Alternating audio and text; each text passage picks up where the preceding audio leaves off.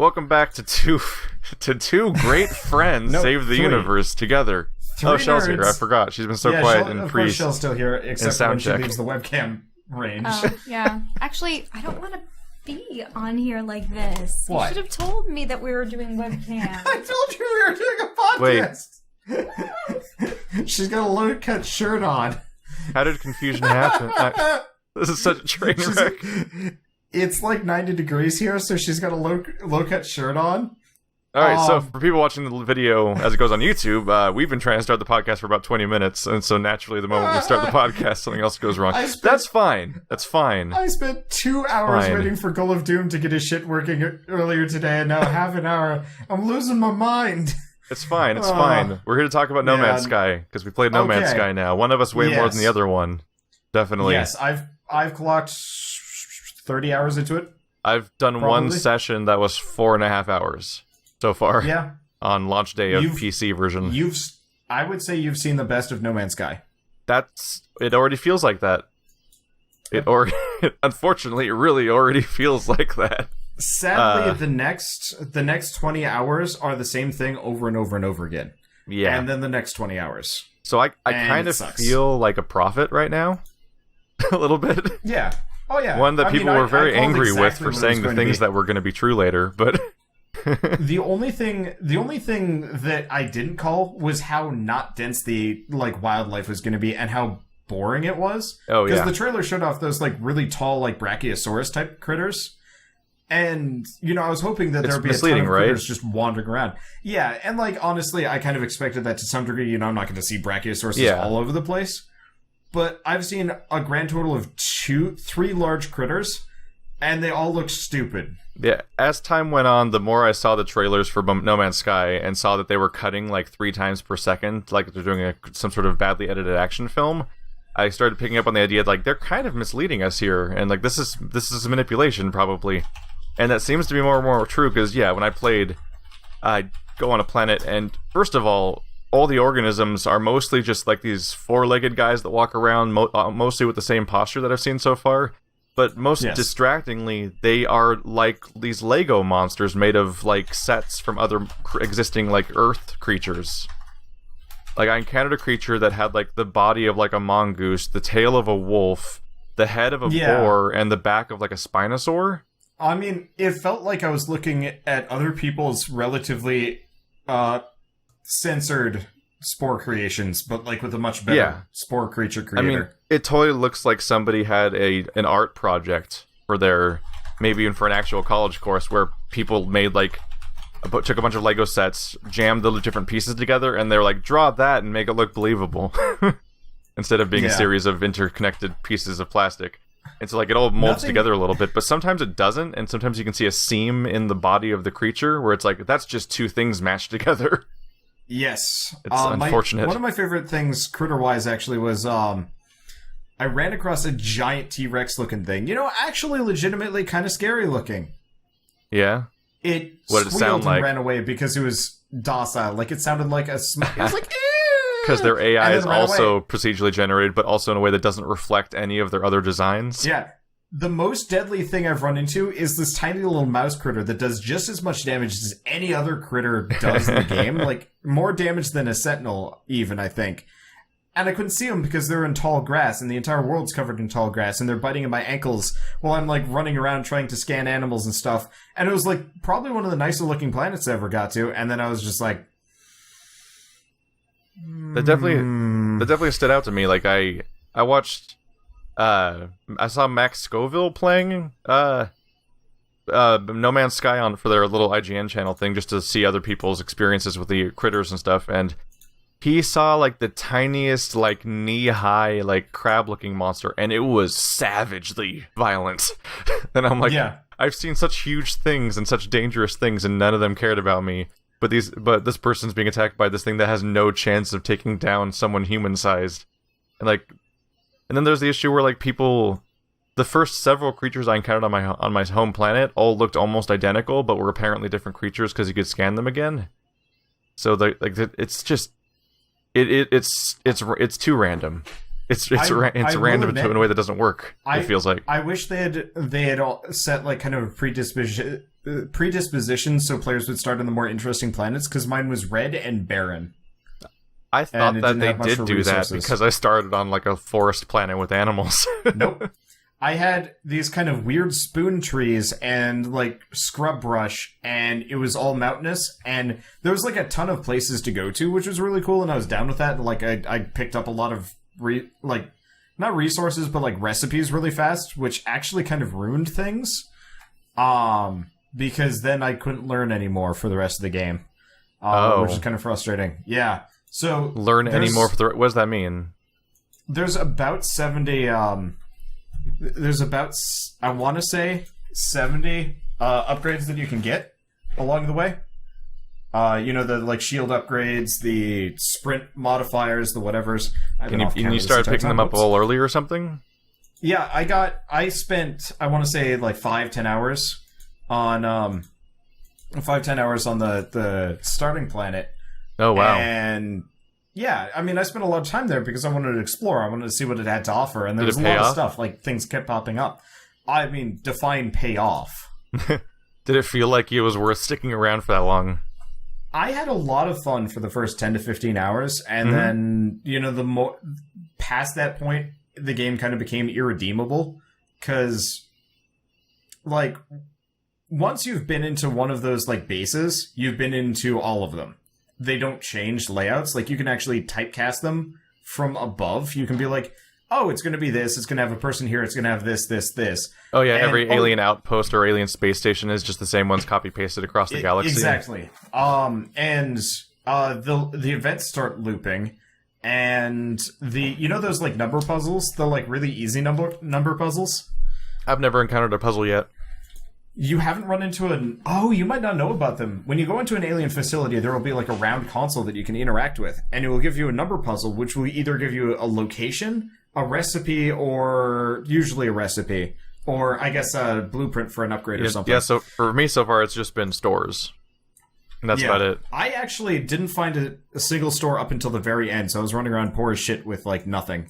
It was kind of frustrating. But so... It is... Let's talk about that for just a second. Like the fact that like this is supposed to be a massive procedurally generated world, a universe where everything's changing in every direction, everywhere you go. This stuff's different here and there in different patches and stuff. But it's the same. It has a uniform currency system. It has uniform like store design, uniform living quarters design, uniform enemy robot police force design, and uniform space station design. Yeah, if anything. If there was anything that should have been,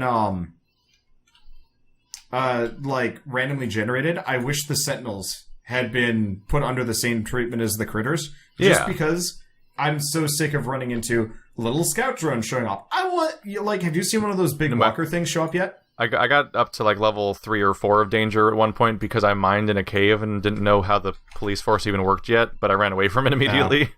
But, the standard thing that happens is you just encounter a floating eyeball drone over and over again. Well, do you know about the walkers? Because not really. They're these massive walker crafts that show up, and Shell's actually here for this. Shell, come on.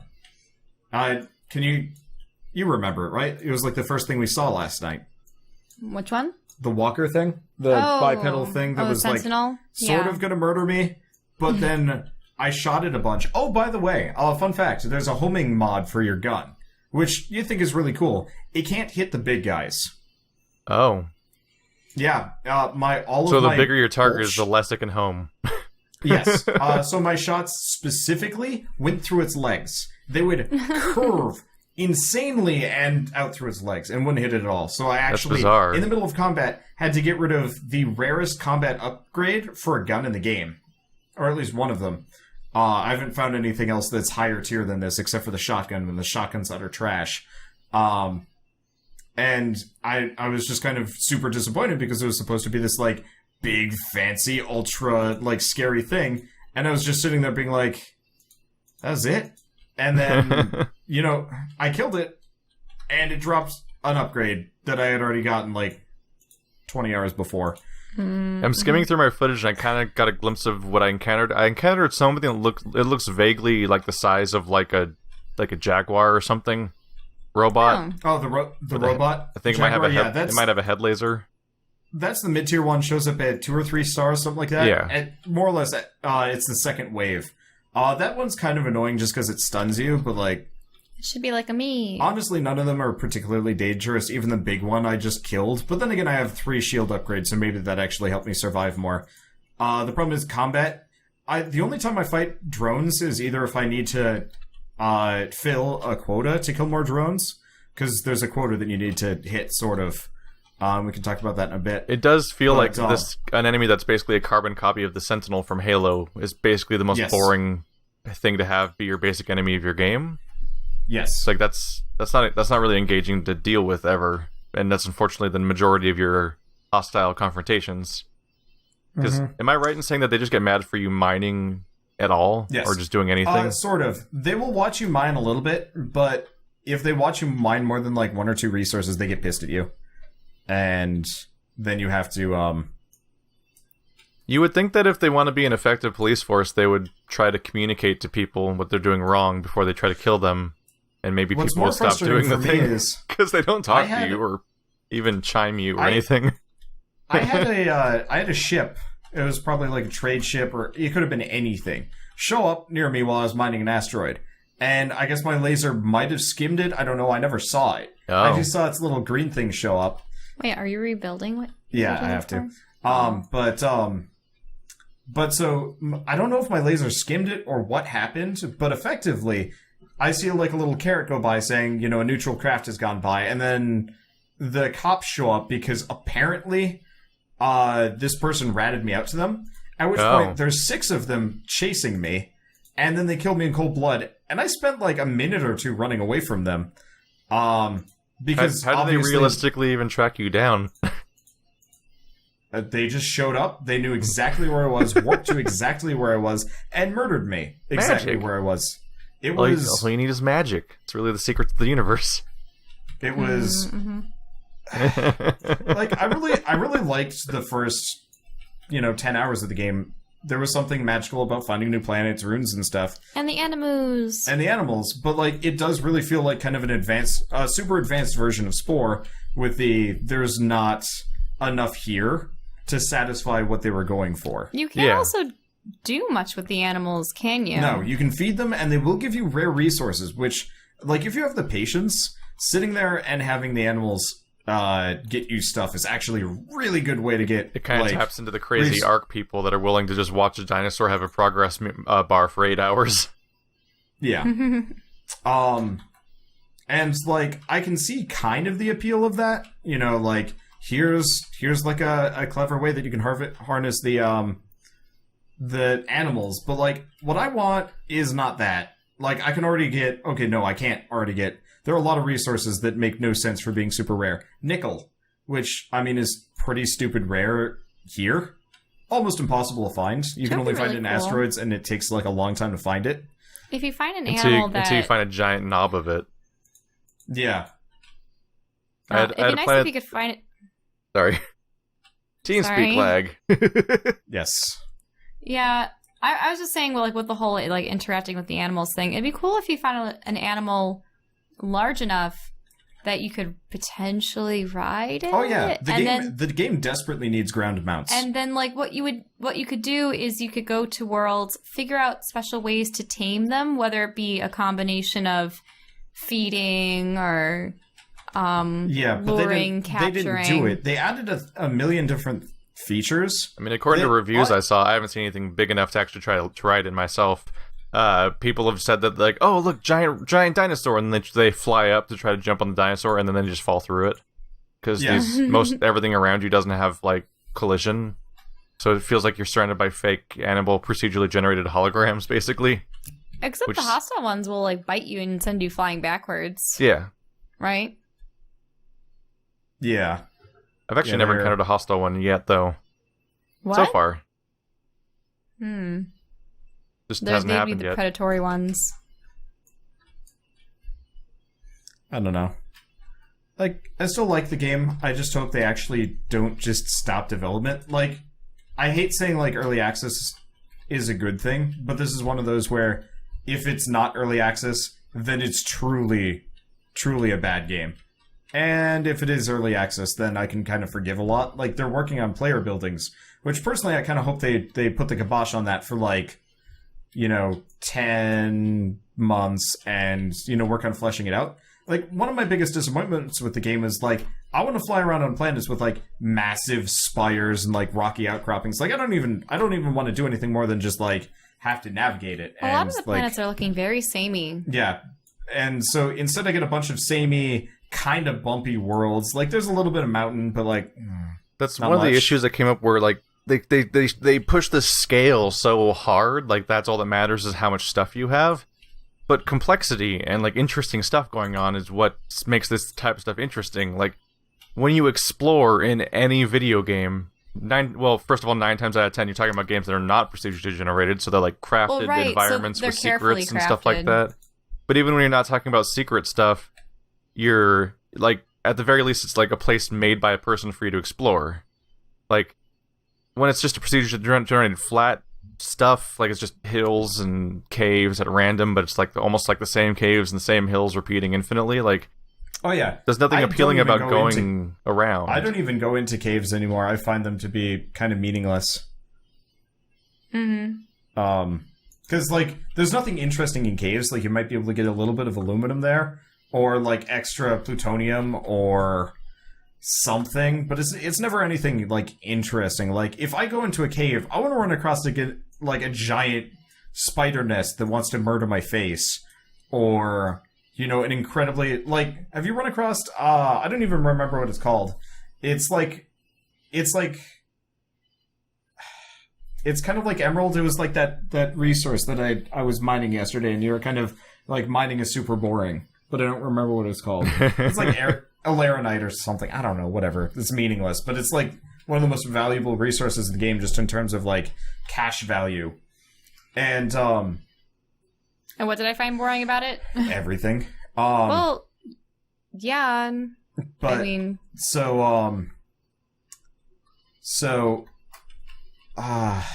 like, finding that stuff in caves would be really cool. Actually, that's one thing. I'm gonna tangent this just because mining is boring. You haven't gotten to the point where you've hit a money limit, have you? Like, how much money do you have? I don't know anything about money limits. I don't remember how much money I have either, but so there's no money limits. I've never afforded a ship. In, like, a lot of games, beginning of the game, you're poor as shit and you don't have a whole lot of money. End game, you're rich as hell and can afford most everything except for, like, a couple of really rare things, right? Yeah. No Man's Sky doesn't have that. All players, more or less, same amount of money. If you spend $2 million... 2 million units, it's going to cost you the same amount of time and effort farming that 2 million units, beginning of the game or end of the game. Because you don't get any faster at getting money. The best you can do is learn the pathways to getting some money faster than others. Like, I've heard about, like, the stars that help indicate what high priority sale items are and stuff like that. But, well, yeah. You learn that, but, like, I learned that almost immediately. And honestly... You don't... Okay, so I'm gonna tell you a story about how I made 4 million units in an hour. I found one of those places that buys dynamic resonators for 50,000 apiece. And I found out every single ship that went in sold 4 of them for 30,000 each. So I sat there for an hour buying stuff off of the ships and selling them to the space station over and over and over again, so I could go from a 17-slot ship to a 27-slot ship. I bring that ship to the nearby planet, land it, and get a crash ship with 28 slots almost immediately. Which was maddening. But, like, I spent all this time, and then now it's like 40-slot ships, but they're 40 million. There's no way any player will ever farm that much money without either being, like, totally mental or, like, a monk. From what I've heard so far, the best way to increase your slots is basically just to keep finding beacons so that you can keep finding crashed ships, which are almost always your level or 1 or 2 slots higher, and then you can just grind your way straight to 40 by doing that over and over again. Yeah, that's more time-consuming than what I did. Like, what you want to do is you want to do my, like, dumb day trading thing up until about 30 slots, and then you stop, then you start doing the crash ship thing, because it took me 1 hour to afford a 30-slot ship, Whereas you would have to find, starting from your basic ship, you'd have to find 14 crashed ships along the way, because they're almost always a single slot upgrade. Yep. And all crashed ships are totally broken, so even the process of increasing your inventory slots, which is the primary annoyance in the game, is having limited inventory slots. Even the process of upgrading that is as about as repetitive as it can possibly be. Honestly, I'd say that's the worst. Like, it's actually more efficient to increase your player inventory slots, which I believe goes up to 50. Could be higher. It's a lot faster to max that out first, and then move on to your ship. Faster, but those slots also suck more because they don't carry as much. Yeah, you're right. They only carry half as much, which is rough. By the way, did you read the launch day patch notes for this game where they were saying no? It said stuff like in the I think the launch day patch notes seriously said that they increased the inventory size of players by 2 times and ships by 2.5 times, which makes me wonder what the hell were the inventory sizes when this game was being made the whole time. I mean, I honestly feel like they used Diablo as the inventory model for the game. Could you imagine having half as much inventory space when we're already feel incredibly confined now? I can. And it makes me want to strangle a Murray. I just don't understand how that goes through how does it get through playtesting? I feel like it was playtested internally and only internally. Oh no. That's when nightmares happen. That's when people get too good at their own game and the game becomes impossible in some cases. I was a little far-reaching, and you guys are still talking about the game mechanics, but what will the purpose be of all this toil and struggle? I mean, ultimately, the game's about just wandering around and looking stuff, which I'm totally cool with, but there's not enough, to look around at. Well, I also feel like the quests that the very few aliens do give you... Oh, those are... There are things that you can accomplish instantaneously only if you have the resources on hand. Yeah, there's no interesting goals. There's no fetch quests. There's no... please scan this and such. You know how you can get some kind of reward for scanning everything on a planet? Okay, there is one character that actually does give you quests to scan specific stuff. Yeah. But he's a rare spawn. Oh. And you actually have to hit those milestones. So, in essence, the entire game's like a road trip with gas station stops. Yes. And that's more or less the experience, but space! Yeah, but instead of having but you spend more time trying to scrounge up enough cash to fuel your car than you do actually finding new places to drive to. But you know what's also disappointing about Ruins? It's just a click and you get this information kind of deal, or you also the ruins are completely out of whack with the environment they're in, and just kind of get copy pasted between places. All of the ruins are the same. Yeah. You can run into a Gek rune that looks exactly like a Korvac.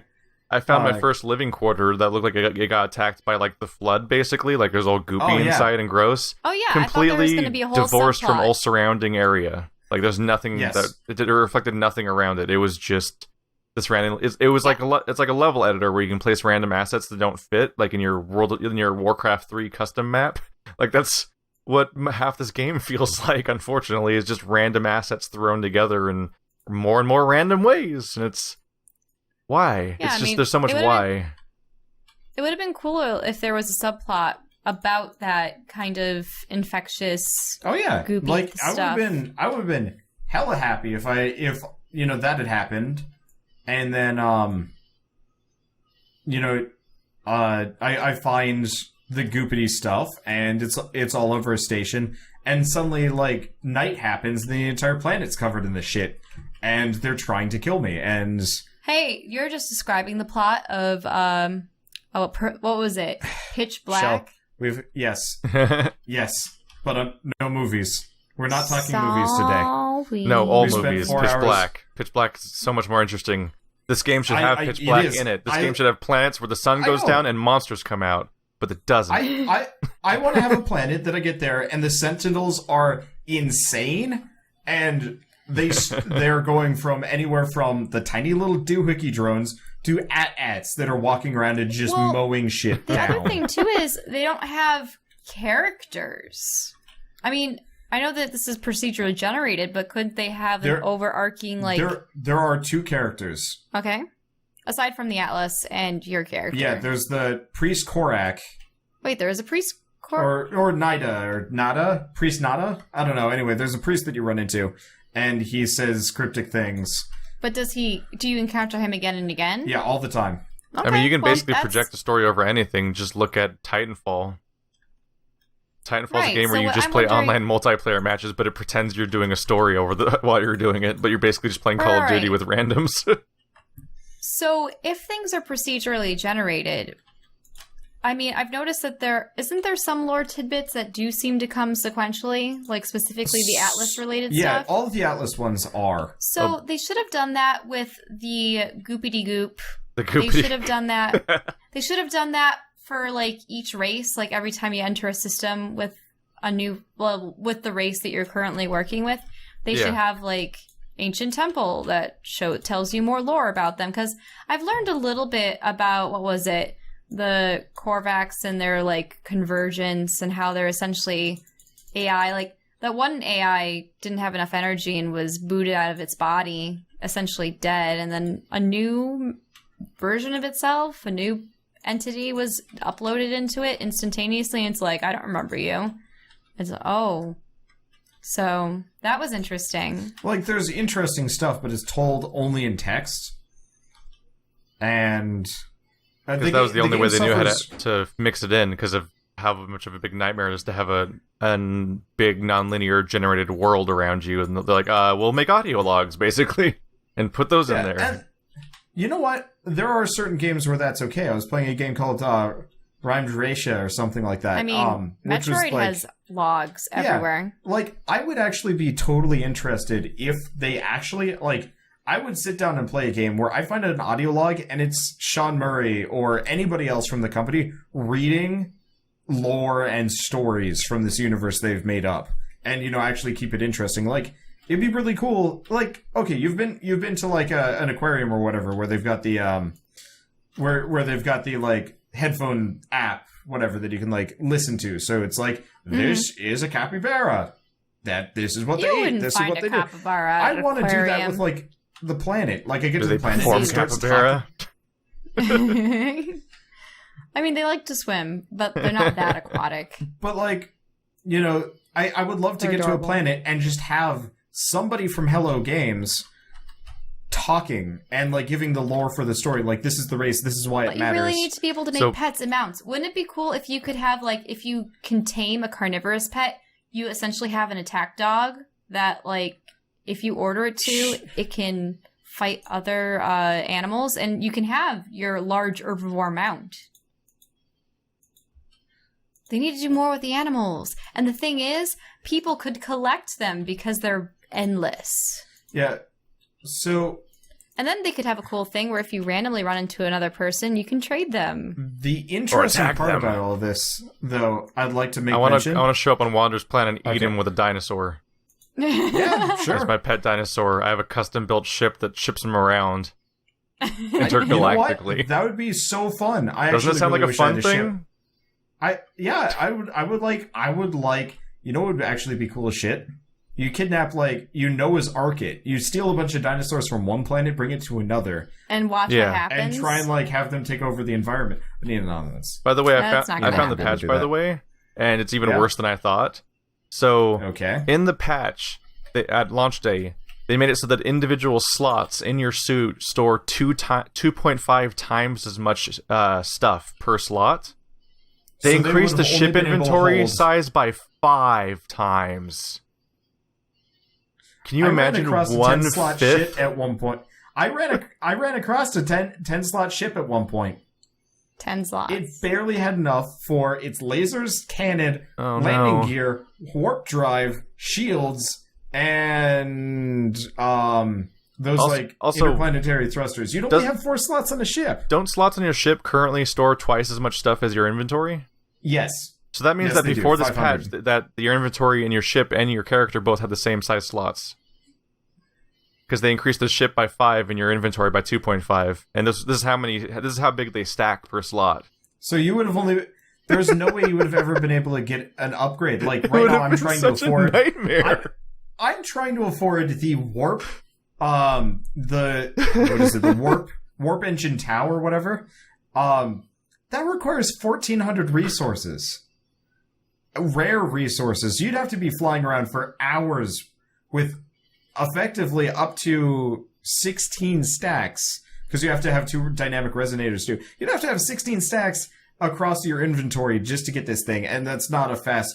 God, the only thing damn. more baffling about how much some parts of this game are a chore is how much they were exponentially more of a chore the day before launch. How do they have fun making this game? Now... Oh, I feel like I'm so fucking perfectly legitimized here, because we had that podcast where it was the most disliked upload I've ever put on my channel ever. And in that video, I talked about how my whole point I was trying to get across is the idea that a lot of people are hyped for this game for the wrong reasons, and they think it's something it's not going to be. And look how right I was. Mm-hmm. Look how incredibly right I was for so many people, because people are flipping out about this game right now. Now, the thing is, I would like to see an ambitious game where there are multiple planets that are fully explorable, but you don't need... and like thousands and thousands of them that have no meaning. I actually would have been pretty okay if Starbound had, that's actually something I want to talk about. If No Man's Sky had been 1,000 planets that they had carefully fine-tuned. Even 100. 1,000 planets. 100 planets well designed, because they talk about every planet in this game taking 50 hours to explore, if you actually explore it. But maybe if you made 100 planets that were worth exploring instead of 18 quadrillion that are boring, then everyone would have a better time. How much time does it take for a character to go about the circumference of one of their worlds? Long time, especially on foot. Oh god, I don't even want to think about that. All I know is that they brag it takes 50 hours to explore a planet. So but why? It's all the same. Exactly. Yeah. That's the problem. They say it's like it'll take this long to walk around this whole place and be thorough and look around at everything, but it's so boring. If it was 50 hours, really? Yep. It should have been 10 planets then that were awesome, and like people could trade and do fun things, and then they could actually focus more on making a cool pet system or mount system or resource. I slipped what I wanted to talk about earlier. I've been playing Starbound lately, and Shell's been watching me play it. Yeah. Starbound feels like everything No Man's Sky wanted it to be on a 2D plane, and that bothers me because remember, I mean, do you remember animals? Do you remember Starbound's like the amount of shit people gave Starbound when it came out? I mean, I gave it a lot of shit when it came out because I found it very boring. But I've never tested it since then, so I don't know what it's like now. I just finished it. Game is really good. Like, everything I hate about Terraria, Starbound does well. The only thing about Starbound, it's actually kind of short. Like, we beat it in 3 sittings. Oh. Yeah. So my story with Starbound, back when it first came out in early access, was actually really similar to what people are experiencing right now with No Man's Sky, which is that people quickly realized all the planets were pointless. So what they would do is they would just go to as many planets as they could quickly as possible, and they'd run a complete circle around the surface, grab all the special chests and collectibles and stuff they could loot really quickly, and it was most efficient to just change planets immediately rather than stick with the current one. So they would just go planet hopping forever to build up their characters. In a game that had no campaign or linear, like any sort of thing to go for, you were just doing that forever. And that's kind of what No Man's Sky feels like now, is you land on a planet and ping the area for some waypoints and see what there is and then leave. Okay, I'm going to be honest, that ping system, awful. Truly atrocious. I feel like it's lying to me. It is. It also, like... It should pull up a whole list of things nearby.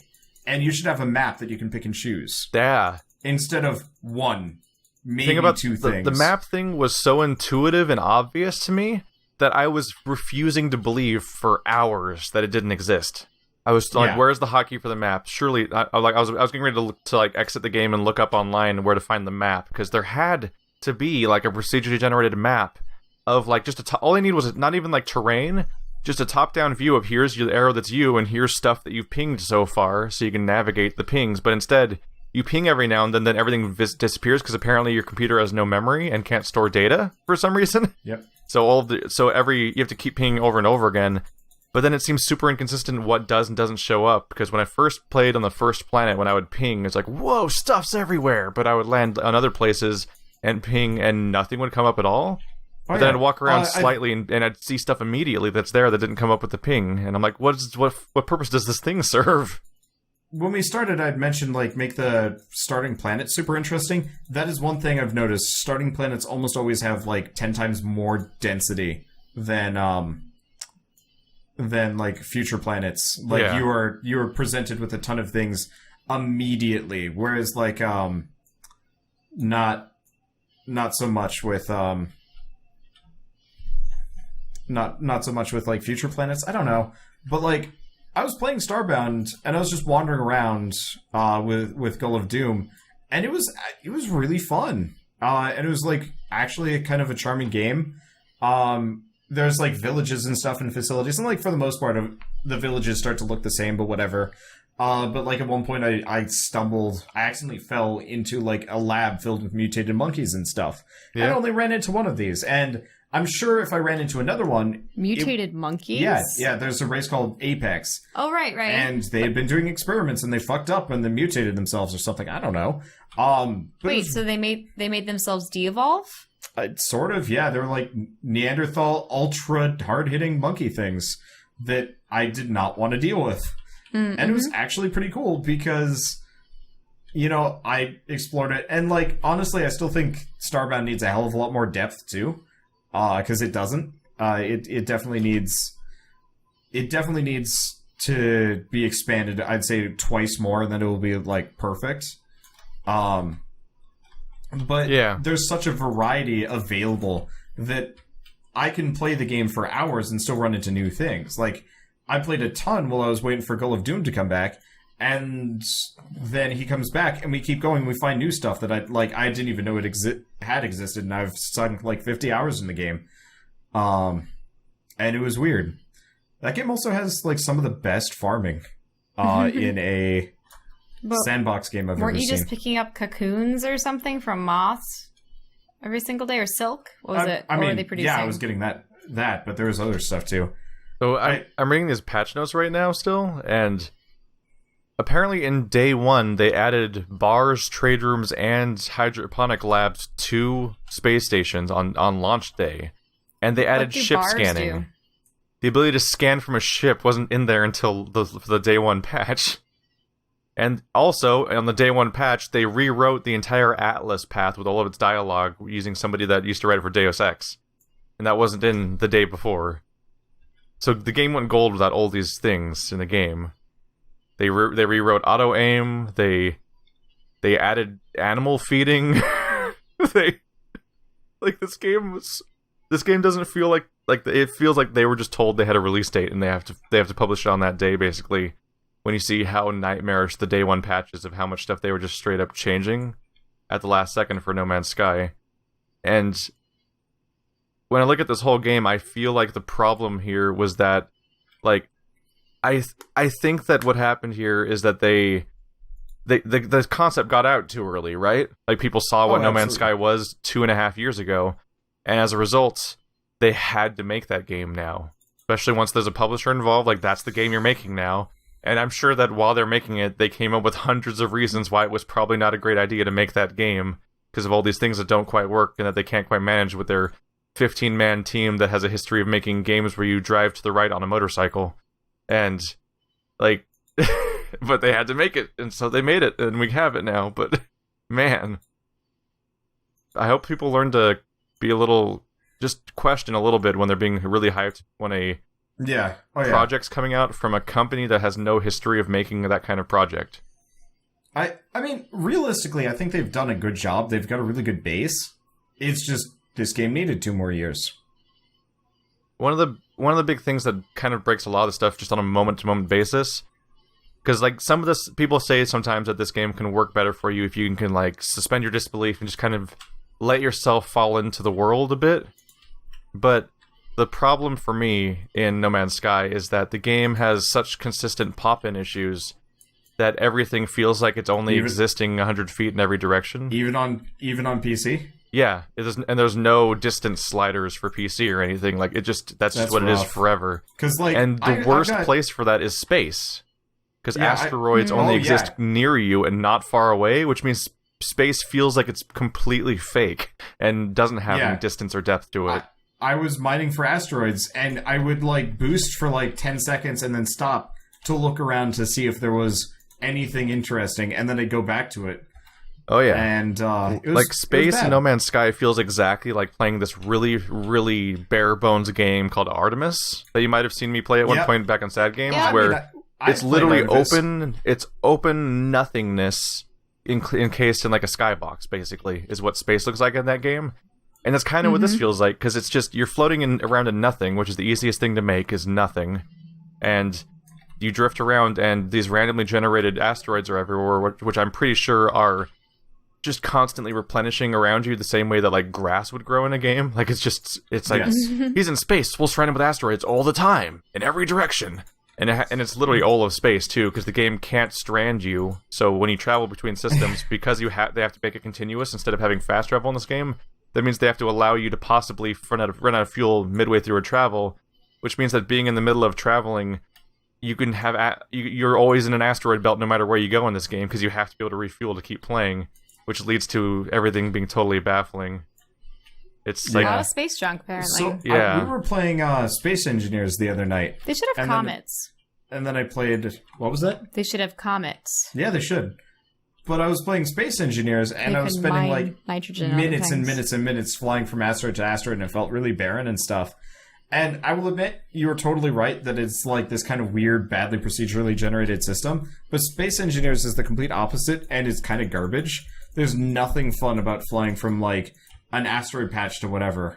And, I mean, even, like, getting from planet to planet I find is kind of boring. Though they do get the sense of speed down fairly well. Even then, though, like, it bothers me that you're moving super speed through asteroids. And they use the asteroids to make it feel like you're moving fast. But the whole time I'm like, how am I not hitting stuff if, like, space is 99% rock and not space? Do you know what would have been cool, too? Like a faction system with this game when it comes to the aliens. They have reputation. They do have reputation, but they really could have done something where either the races have their own methods of beating, let's say, the goop, for instance. Like, and also, are the Sentinels evil, or does everyone rely on them to police things? Yes. They're both. So people, like, the aliens will actively, like, fight the Sentinels, but if you accidentally bump into their ship when you're flying around, they will call the Sentinels on you to come and fuck you up. So it's only for if I can profit from harming the Sentinels, then I'll do so, but if someone else is doing something I don't like, I'll call the Sentinels. Yes. Yeah. That's weird. They really should have had two villainous forces, and I think that goopy stuff would have been a cool one. Imagine if you ran into goop monsters. It'd be great if there was two conflicting forces and you could get one of them to like you more and kind of pick a side. Yeah, and watch like the goop thing be some weird hive-mindy worm thing. The weird part is like I've run into space battles before. Have you run into that yet, Keith, or no? No. The only spaceships I've seen while actually flying is that the first time you ever travel, there's very clearly a super scripted sequence where two spaceships also warp in right in front of you at a slanted angle. So that happens all the time, but sometimes they start shooting at each other for unclear reasons. And for the life of me, I have no idea who they are at all. Like, are they the Korvax or Corvex? Are they the... They're shippy fights. They ship Gek? and fight. But they need to have more distinctive ships. But, like, I can't tell what race they are, because these are the only things that are, like, specifically designed. Like, there's only a certain number of, like, large ships in the game. And there's no, like, there's no identifying information on, like, who the heck these people are, why they're fighting. Like, one part of the trailer was ship-to-ship combat, and it was, like, showing off, like... Right, and it would make sense if there was a faction system where if you enter a system that's under the control of the enemy, if they attack you, you can either help your allies, like if there's a space battle, and then get extra like reputation or resources for helping them win the fight. Or, yeah, I mean... And they could if do it just felt cool like things. stuff you were doing was doing things, as opposed to what is currently the game, where everything you do is either getting resources to upgrade your inventory slots or slightly change a characteristic of a thing somewhere, or travel. And that's kind of your two things to do in the game. And with not a very compelling destination and not very interesting stuff to gather, that's just kind of the whole body at some point. Mm-hmm. Can I explain? Can I describe what my first encounter was with alien life in this game? Because the game did an especially bad job at totally botching it in my specific case, due to its random generation. So, I'm on my lush forest planet, finally get my ship repaired, and I travel off that planet. I was a little too hasty to leave the planet, because I didn't realize that all the other planets were going to turn out to be super boring, and that I was lucky in the first one and should have stayed there forever. But, first planet I traveled to, sad, rocky, nightmare moon, full of nightmare boringness and stuff. But hey, I found a little outpost for the first time. Let's head over there. The map says there's an outpost nearby. So I try to go towards the outpost, and I come up on it, and it's up in the air, which seems odd. And I notice there's no struts supporting it. It's literally just floating like a badly placed asset in a video game, because that's what it is. Oh, I've run into runes like that, and it's like... Yeah. Because apparently one corner of it was touching a hill slightly, so that means the entire thing had to be floating on top of the hill, just out in space. Like a bad, it looks like somebody's scrap mechanic nightmare, basically. And then you go under it, because it's the only way to travel is to walk under it first, to try to get to the front of it. And I noticed the whole bottom of it doesn't have a bottom, so I can see up through the model of the entire building in every part of it, because none of it has bottoms. And immediately I'm thinking, like, all you guys had to do was put struts under these things so they would look like they were at least supported by something if they do generate like this. And also, give them bottoms so that people see them from underneath. It's not like literally seeing through an empty character model with no textures on it, because that's what my first experience was ever with a building in this game. But then I find the corner of that hill so I can jump on top of the building finally. First thing I noticed, there's a landing pads with these ships coming down, and the ships land, and I'm like, oh, there's a guy in the ship. Interesting. I can talk to him. You can try to buy his ship, which within a really confusing, unexplained interface that you have to deal with later. But then they just leave. Like they land. They came all the way here to land, and then they just leave. Like they don't get out or go to the store. Like they have no goals. They're like, it's the most shallow simulation of people that. Like, they never at all feel like aliens are coming around, because it's just a ship that comes by and lands and then leaves without doing anything or fueling up, or no one, like, loads cargo into the back of it. Like, nothing about it feels like that was a thing that arrived, that was a person. They're purely just there for you to buy something from. Yeah. And then when you go inside the building, and every single time, directly in front of you, there's one NPC in a seated position, just sitting there with a data pad or something, and there's one computer monitor that lets you buy stuff, and it's always in the same spot. And the guy, once you talk to him once, he then requires Carbon to talk to him again, and it just repeats forever and ever. Did you use that to learn the entirety of the language? No. Because you can do that. I don't know how, but also I don't have a reason to care yet at the same time, which is also a problem. It's this dumb loop. You have to be at high reputation with a faction, and all you do is you say, hey, can I learn a word? Yeah, sure. Here you go. Hey, can I learn can I have some fuel? Yeah, sure. Here you go. They hand you Carbon. Well, like 80. So you talk to him again. Hey, can I learn a word? Sure, here you go. Fuel, word, fuel, forever. Did you learn the whole language of who? Anybody. Works with all factions. But there's only 3. So have you? No.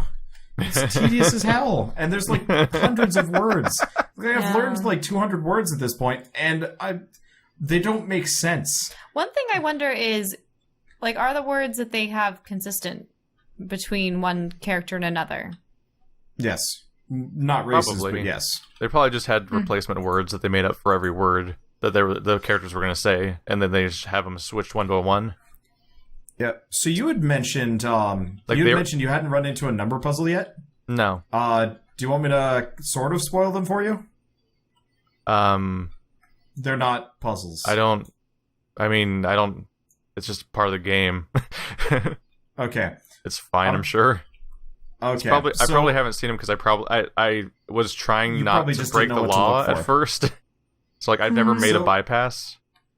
So number puzzles are the number puzzles are you're given a set of three like sets of numbers, and it's like more or less spot the pattern, shit that you do in elementary school.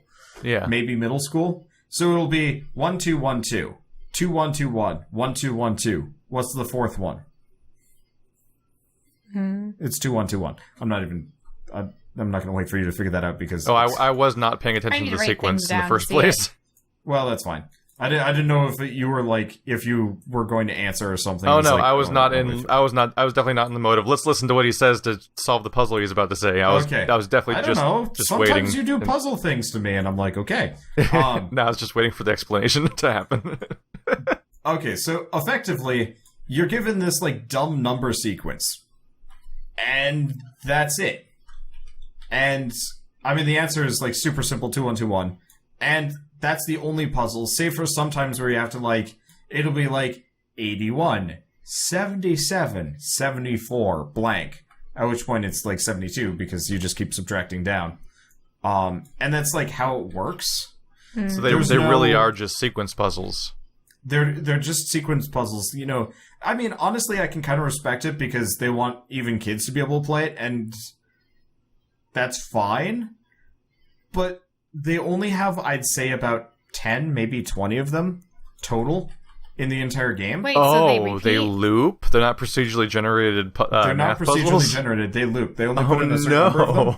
So, at one point, I got a comment from somebody saying, how do you know how to do these so fast? That's amazing. And I'm like, I mean, A, they're wicked easy, but B, you've literally saw them before. Shit.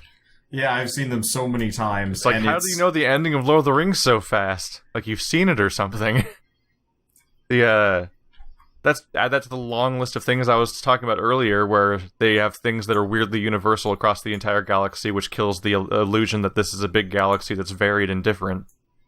When apparently the entire place has been fully explored by a completely monolithic and monotonously identical things that all act the same way and look the same way and are absolutely everywhere, making it feel like a weird simulation universe made as a children's theme park where we're pretending they're exploring, but really the same attendants are everywhere, and the same "you must be this tall to ride this ride" signs are everywhere, and the same exact tickets are everywhere because it has the same currency and the same buildings and the same aliens and the same puzzles and it just kills the idea that this is a varied and you're exploring it all.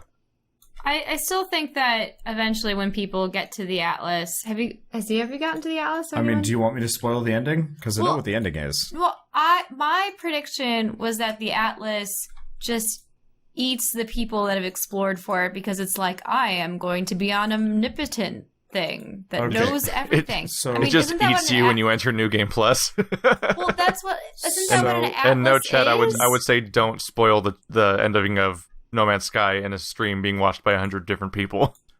Okay. I doubt any large portion of people want to spoiler the ending of the game. This is true. My theory from the very beginning was that the Atlas wants all knowledge, and that's why it's sending people on it's really hard not an egg hunt. Spoil it here because of reasons. I know, because you love to shout out the endings of things at random, Mr. Walking Dead, people die.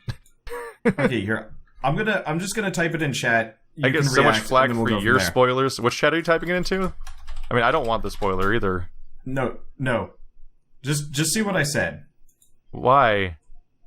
I don't trust you. You have a terrible threshold for spoilers. It's 3 words. Wait, so it was Keith's guess, not mine? I opened TeamSpeak, but it was on my tab still, so it just said gaming talk shows. I'm like, that's a weird spoiler. That's a 3-word spoiler. Wait, so what was Keith's guess? No, we're not talking about this. Well, so my guess is wrong? No, Shell. I don't want to actually get into spoilers. It just bothers me because of what Keith just said. Yay.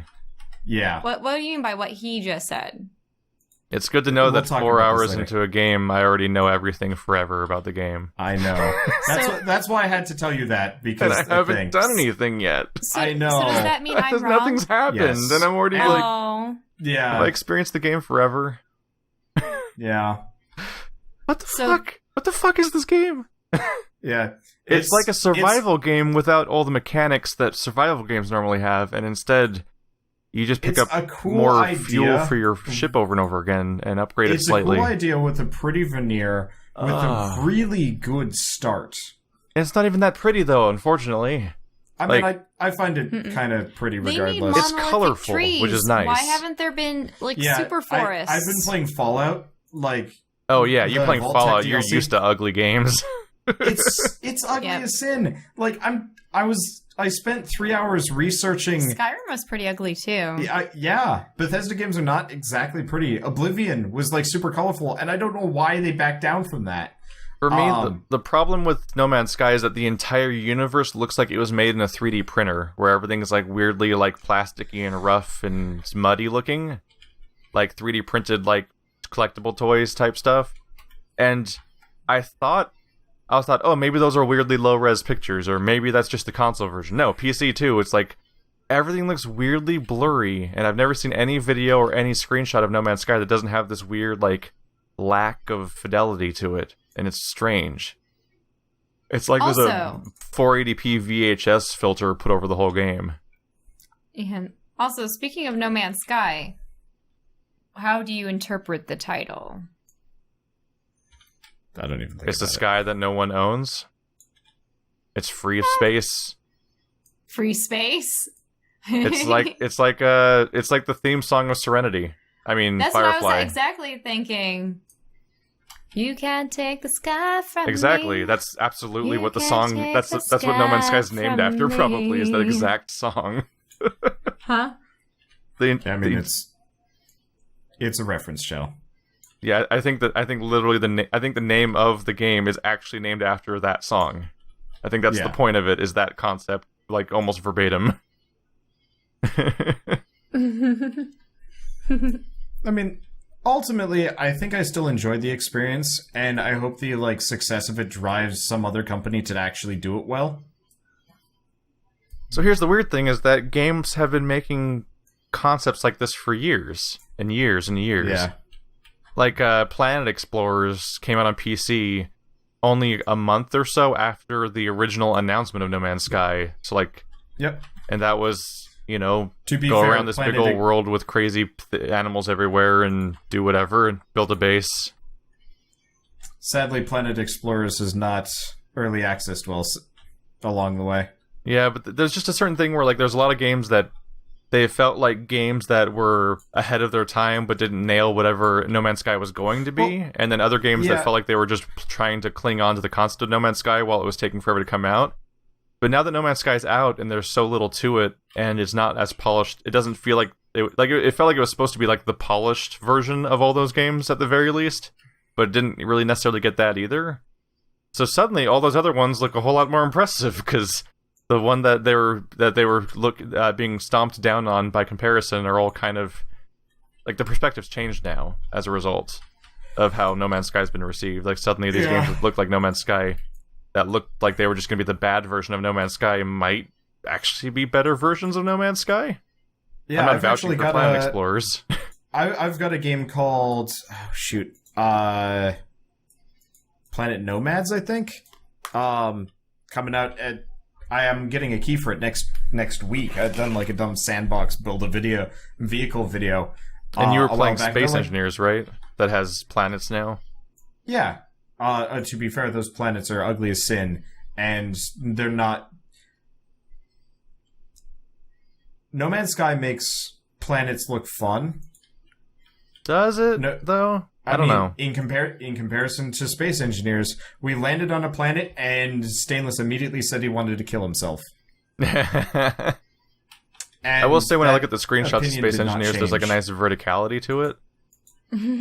Yeah. And what's really appealing is I'm looking at a screenshot right now where there's a guy standing on a red ship on the Steam page for Space Engineers. He's looking down at the planet. You can see the whole thing. And you can see a desert area and a snowy mountain area and an area with a lake. I'm like, oh, look. variety to encourage you to explore one planet as opposed to leave immediately when you see the surroundings, because you fly down to a planet of No Man's Sky, and as far as the eye can see in every direction, which is so far that you can see the curvature of the Earth, literally, it's one texture forever in every direction, which totally discourages exploring. I'm getting really distracted by is it like French Kirby? Yeah. Or, like, what is it? It's a bad remix. That's the one drawback to OC remix. Yeah. For people that don't know, Shell and Wander tend to be listening to OC remix while they're podcasting and Let's Playing. It sounded like some rocker chick singing the Kirby theme in French or something.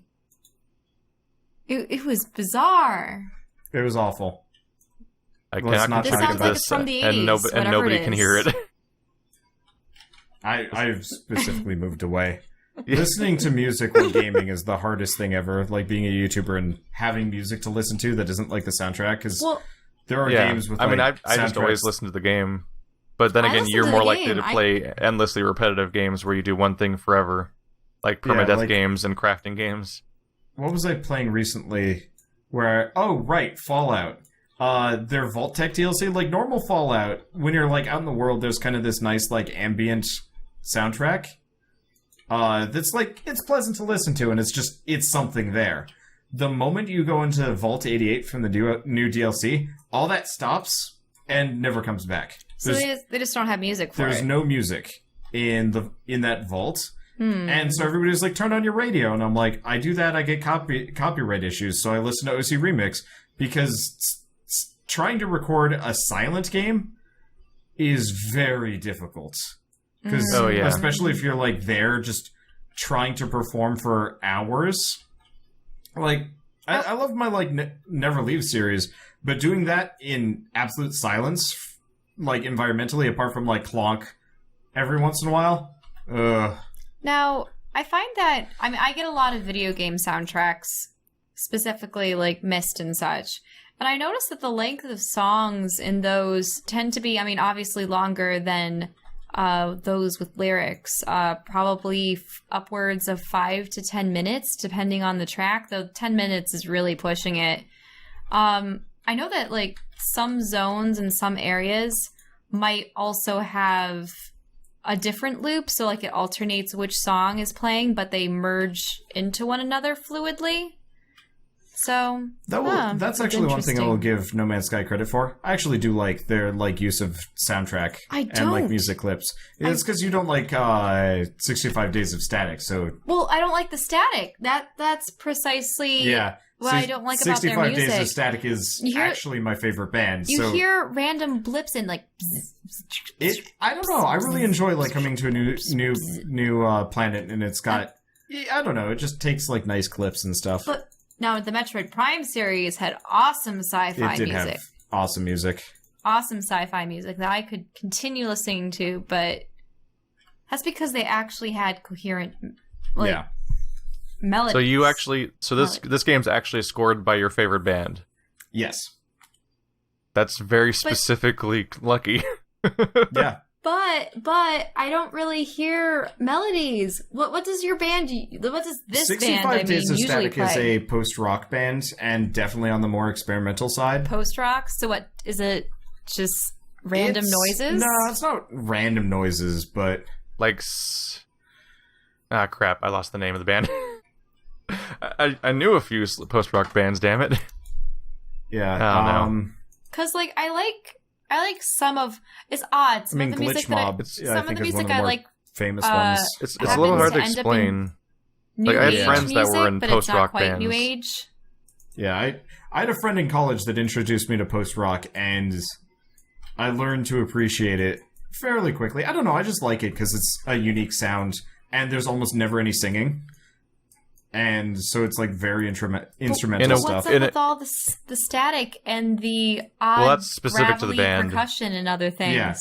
Any staticky stuff is specific to that band. It's not necessarily a post-rock thing, but post-rock's mostly like these really long instrumental songs where it's kind of one thing repeating for a while, and then it slowly changes and evolves over the course of the song, and a lot of the songs can be pretty long in some cases.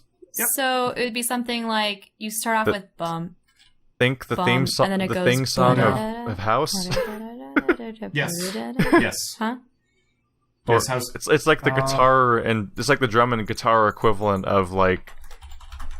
But does it add on? Trance? Is it like, do you start with one or two instruments and then they add a third? Yeah, Massive Attack. And a fourth. Massive Attack did the House theme song, and yeah, I love Massive Attack. Yeah, think of all those more serious-ish television shows that are out now where the theme song is just kind of some sounds happening. And a lot of that, a lot of those are post-rock bands. Most of like the CSI and like Bones and other things. Yep. Yeah, I could see that. Another band I really like, Freelance Whales, was really popular for advertisements for like years. Freelance Whales. It bothered me because I'd recognize it. I'm like, no, don't, no. Because it would be like really familiar, but you know, very obviously like they're just doing it work for hire.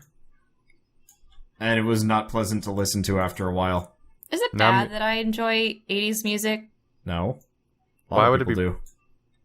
Well, fuck that whole decade. Like, why would it be bad?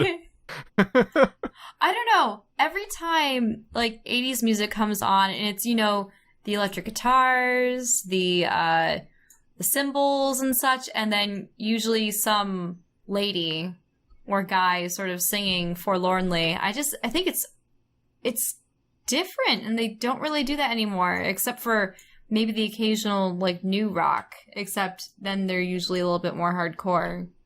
I don't know. It's different. I just know that Wander despises most everything old. And I don't despise it, but I have no interest in it. That's one way to make somebody instantly defensive. Yeah. Is exaggerate their point of view. She likes to judge me for my opinions. Like how Birdcatcher hates babies and can't defend himself. The Bird song sounds like it may have been made in GarageBand. I mean, we all know that Bird both hates babies and eats them for. Oh yeah, he was even in that was actually the name of his opera character was the Baby Eater. Yeah. Wait, opera character? Yeah. What character? Well, I mean, you know, when you're in an opera, the ones you stand on a painted tape, you throw your cape, and you eat babies. Yeah, those are like the 3 steps. Except for whatever reason he was in a luchador costume. I'm not really sure why, but I mean... Wait. Listen, it gave him range. This is his opera character. Yes. in an opera. Yes. Is it a character that he's portraying that he's made up as a persona for himself? No, like they wrote this for him and he owned it. Oh, so was it like some crazy improv thing where they're like, tee-hee, we're gonna mix just... What? No, this was serious. He was doing this professionally, and it's what drove him out of opera. Was it some weird new opera that had just been, like, ill-conceived? I mean, have you seen opera lately? I mean, the only opera, admittedly, that I had ever actually witnessed... is Phantom of the Opera, and that doesn't really count. Is there a dog?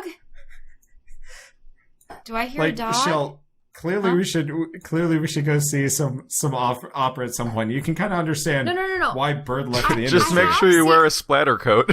I have seen. Oh, you mean for the spittle and Shell, we've been pulling your leg for this entire time. You did not have a fucking luchador costume. No, Bird did not have a character where he ate babies. I don't know why. See, I do know why. Shell is like one of the most gullible people.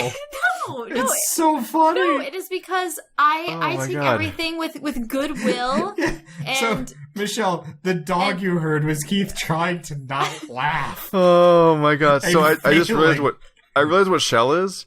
So Shell is the person who will watch one of those movies about a weird alien that comes to Earth and keeps taking everything literally and doesn't understand when jokes or metaphors are happening. But she watches those films and doesn't get that character's acting weird. No, most definitely when I saw oh, come on. The movie! I know it! I should know it! Starman with Jeff Bridges. Yeah. No, I do not act like him. And he most definitely was weird. He did not... What? I'm sorry, just looking at all the chats. I have 3 streams of chat to look at, and they're pleased. It worked out. I trusted you guys. Well. I trusted you.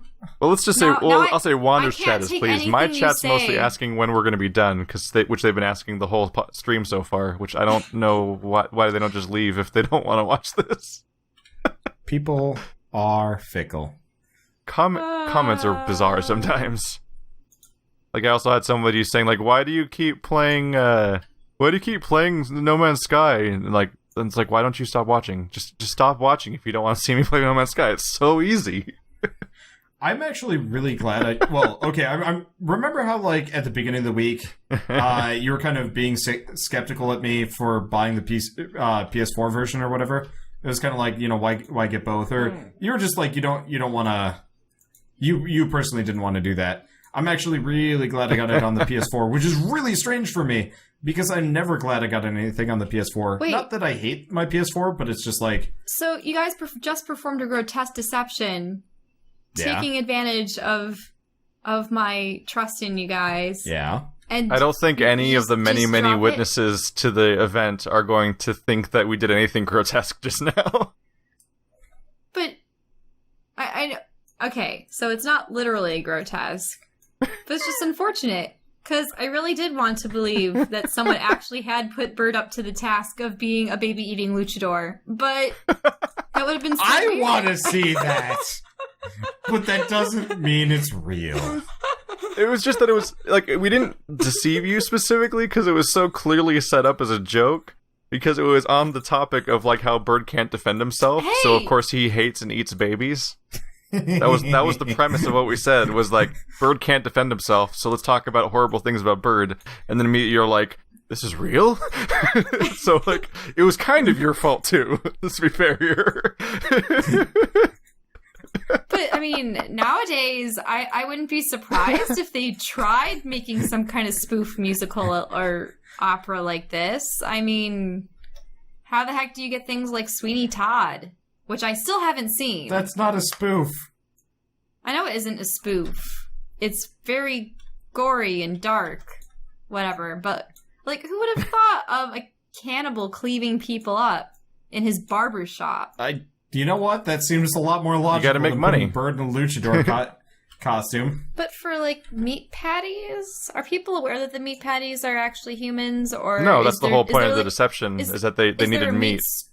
Is there a meat shortage, or like why? Have you never seen Sweeney Todd? No. Oh, just go watch the movie. It's pretty good, and then you'll understand exactly what's going on. Also, it's definitely just a metaphor for, like, it's basically just a metaphor for, like, different classes of society and stuff like that, and what people have to go through to survive, and also 500 other topics going on there, basically. I mean, I had seen Les Miserables, so that also seemed to follow that theme.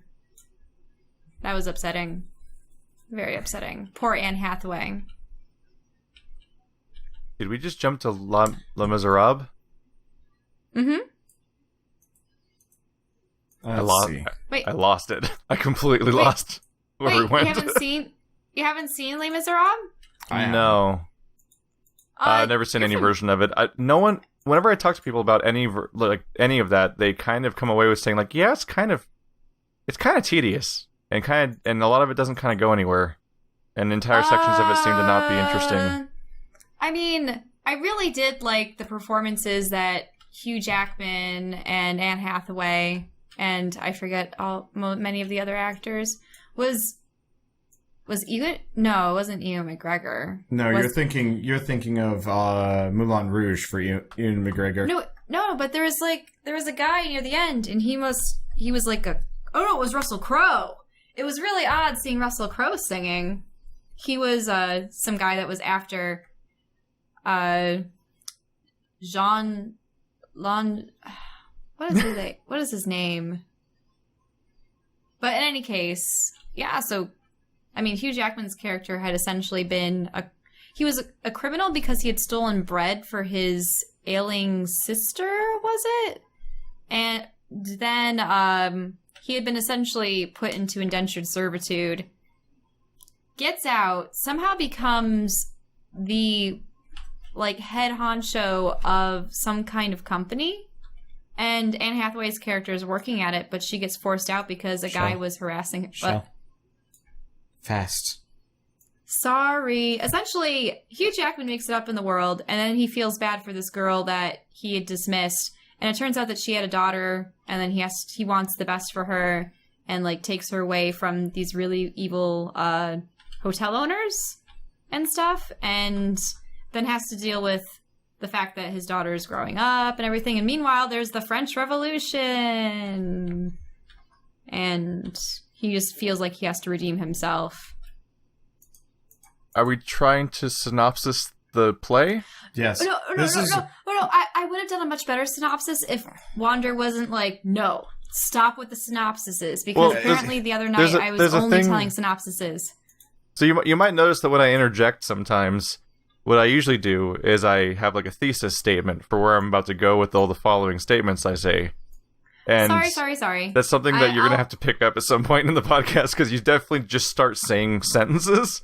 And we don't know where you're going or what you're trying to go for, and then it just rambles for a while, and then we're really very confused. Shell really likes talking about the movie. I know that you, for some reason, you dislike Anne Hathaway, but she has one of the I don't saddest dislike songs Anne Hathaway. I'm just saying her eyes. She's talking about me. Oh, okay. Or maybe. Sorry, we talked about Anne Hathaway before. Keith has talked about Anne Hathaway before, and her eyes. No, we were talking about people's weird facial features, and that's like the one person who stands out to me of like something about her looks like her eyes are drooping to an extent where they almost like don't connect with her like eyeballs, like the eyelids are sagging off in her weird eye shape. Like it's just. It's like this one thing where I've kind of like it's like that thing where like I don't normally like isolate any feature like that, but like you know how like people will like almost relentlessly talk about like Sarah Michelle Gellar having a horse face to the point where it's like this weird running joke that's almost oddly universal in how it goes everywhere. Like I largely don't deal with that stuff, but the one weird characteristic that latched to me was just the weird like. For some reason, her, Anne Hathaway's eyes look strange to me. It's just this one weird outlying thing, but I've liked her in movies. It's fine. Yeah, I really liked her performance in that one. And, I mean, the song that she sings is gorgeous, but it's just all very sad. And, yeah, that just shows just how one could be, you know, so poor that they're literally selling their molars. I suppose people would make dentures out of them, like real human teeth if they could afford them. So, like, you know, people selling their rear molars just to make enough money to survive.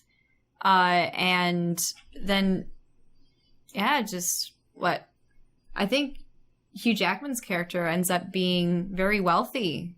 I don't know if it was through some kind of weird inheritance or through the company or what, but...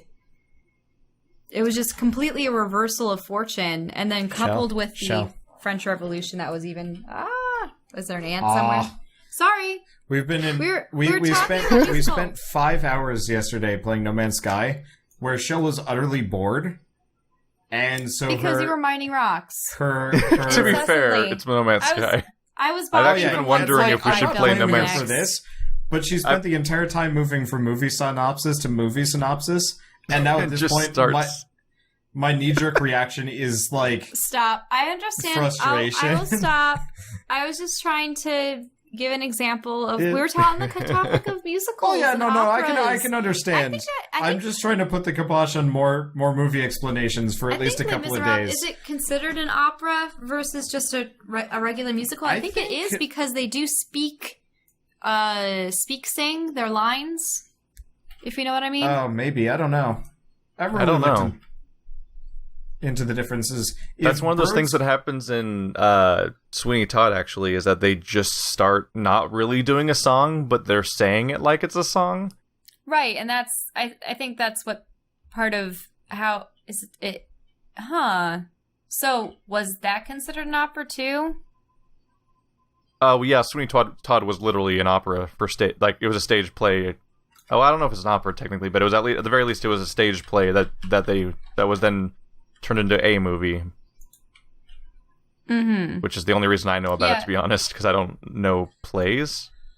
So, but there's for people wondering, by the way, I haven't seen Bird in TeamSpeak for a while, but I think his computer is utterly non-functional for... Oh yeah, for a while he was talking in chat about how he's afraid to join TeamSpeak because he doesn't want to interrupt with surprise bad audio.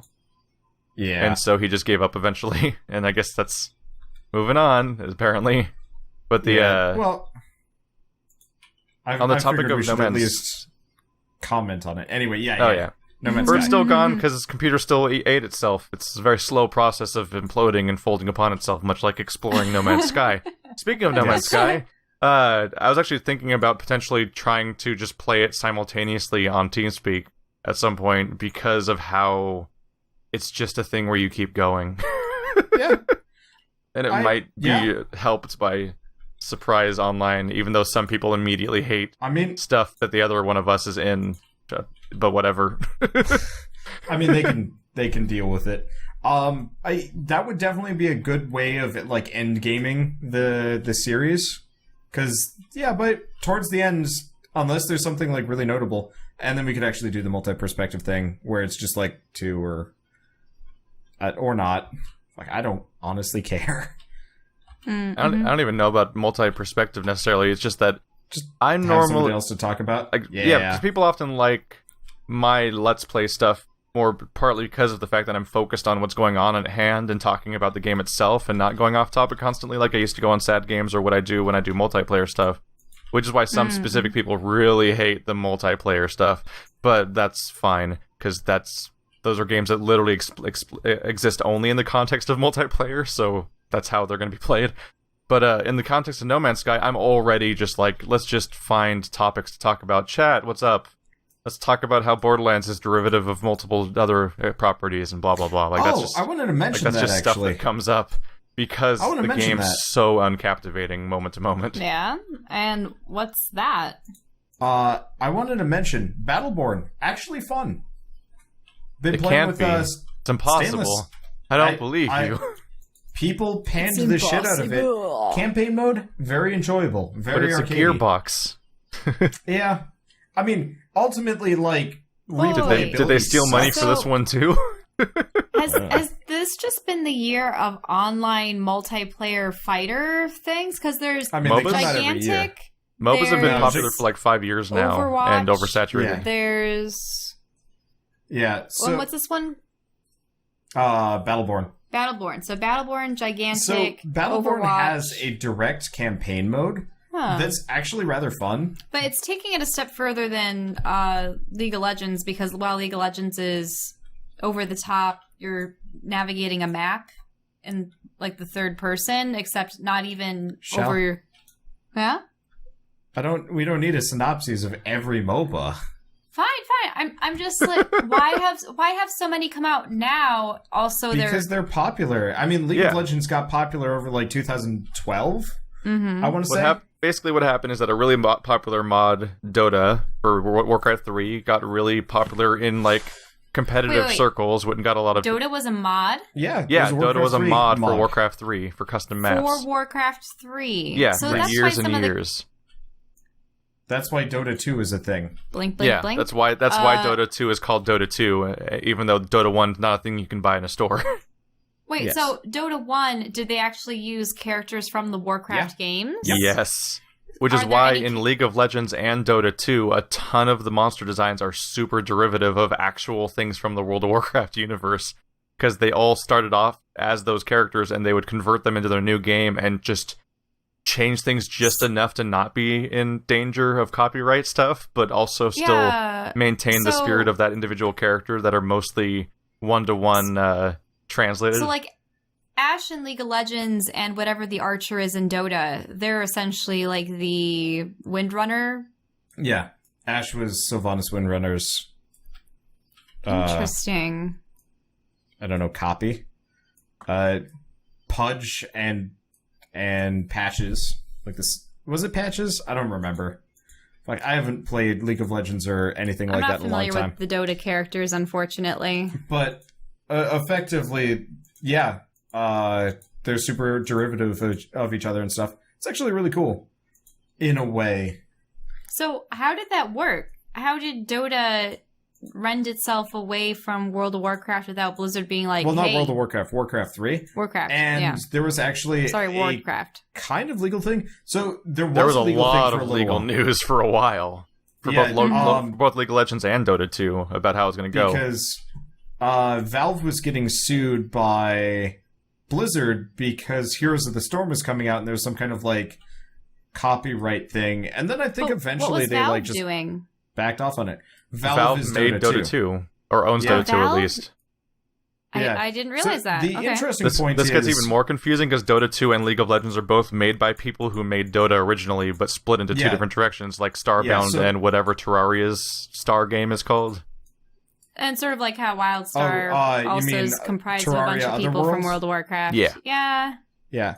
So, what hiced was Ice Frog, I believe. It was like the original guy that made Dota, and he split off. Or he didn't split off, but like a bunch of people split off to focus on League of Legends. So was that the first MOBA? Dota was, yeah. No. There were MOBAs before. It was the first one people cared about, basically.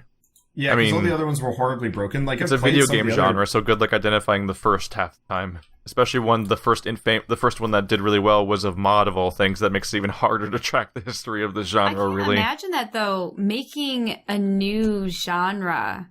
It doesn't happen often anymore. Honestly, oftentimes when it happens, it comes from just familiar mechanics being used slightly differently. And I mean, arguably, Blizzard games are also the birth of the popularity of tower defense games, which were also Warcraft and Starcraft mods that you would play, and not even real mods either. Those games just had custom map editors where you could make scripts where specific things would happen in sequence. So, like, these aren't even real mods in that you don't have to download a bunch of stuff from outside assets to make them work and everything, like you do for, like, Gary's mod, or if you're modding Fallout or something. These are literally, like, you load up the game, and the assets that are already in the game are being rearranged and scripted to have certain things happen, because they had relatively robust tools for doing that kind of level editing. And so, like, I would play StarCraft as a kid, and because I didn't want my base to blow up, I would be as a Protoss, I'd put all these turrets everywhere. And I'm like, it's kind of fun to defend your base with turrets. People made a whole series of games about defending against walls of enemies with your turrets, and that's tower defense now. And, like, MOBAs are just games where two teams have, like, everyone's playing as one character, the same way you play as any hero in any Warcraft game, and you run at the enemy base and try to gain experience and level up and defeat enemies without getting killed yourself, and they fine-tune the specifics over time, but it's literally just an RTS map that's square-shaped, and it's actually... Which is also very much akin to, like, the traditional capture the flag in real life and stuff. Kind of. I mean, obviously you're not fighting one another, you just have to reach it's the kind of general structure of capture the flag, especially the way that you kind of playing around, like, sort of evading each other and stuff like that, because of the way that any death in a MOBA can be a bad thing.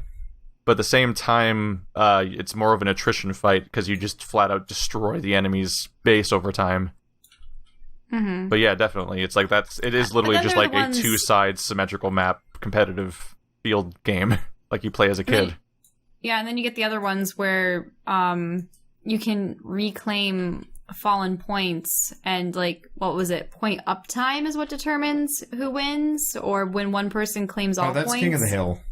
Or control point. Those were more commonly like FPS things. Right, first person shooter ones. Yeah, definitely. See, if I played Paragon. No, I actually don't play MOBAs. Myself, Bird. We don't play MOBAs much at all. Speaking of genres. I've never encountered a MOBA yet where the entire active population of players wasn't actively terrible to be around. And so it's not a fun interface community to try to interface with, really. Yes. Well, I don't like... Also, the idea of being famous for that, like, scrap mechanic gives me a lot of grief, but, like, imagine trying to deal with the toxicity of... Also, everyone would be out to beat you. But yeah. Wouldn't that be a thing? I mean, it would be. I don't think it would be, like, that big of a worry. But... Yeah... Which reminds me, I haven't really seen much for racing games coming out that aren't really bad ones with just plain vehicles. Well, racing games just don't get hype, honestly. Like they're constantly being made, especially since the existing people that make them can keep making them indefinitely, because you kind of just change the number and add some new maps each year. So they're always happening, but also no hype because they're just racing games. There's a really good one that came out recently, kind of Sonic style, Riptide GP Renegade or whatever, which I guess is a sequel, just like you said. But looked really fun, actually. I'd like to play it at some point, but like $15 is a little hard for kind of a Canada-Day game. So I'm Googling this, and it definitely looks like a Wipeout or a Hydro Thunder. Exactly. But like, both of those aren't really available for us to play online with each other, so I was like, Yeah. Do you know what I'm imagining right now? And I know it's ridiculous, but a weird racing vehicle-based, like Mad Max RPG, massive MMO thing. No MMOs. I'm sick of MMOs. But like maybe you could do it with a group of people, where you literally just attain parts, mod cars, drive everywhere with your pals, and then you blow up enemies. Like that would be a fun game, huh? What was that game? Dirt? No, Grid. Grid. There was some racing game that was an incredibly massive world where you could like drive across the entire United States in whatever direction you wanted. Grid 2 is the one you're thinking about. Grid was not as big. Yeah, but is it post-apocalyptic and you're trying to kill other vehicles and stuff? Yes. Really? Yes, it wasn't. I mean, it was okay, but Fuel. Chat got it. It's Fuel. Oh shit, you're right. Fuel. Yeah, there was a game called Fuel that was like a massive open world driving game. Then that might be the closest thing to what you're saying. But they should have I just typed game. And other stuff. I just typed Fuel and game because whenever I type a generic term, I add game to it. But I got Mountain Dew bullshit. This is like the most ungoogleable game ever. Well, so are gamers just associated with Mountain Dew? Like Mountain Dew is the thing that you drink? Mountain Dew has a brand called Game Fuel. Is it the really highly caffeinated stuff that really shouldn't be consumed because it's a power drink or whatever they call them? Shell. Yeah? It don't matter. Huh. It's gross and sugary. And nobody should be drinking it. But so I recall one of my favorite racing games that we had at home was Beetle Adventure Racing on the Nintendo 64.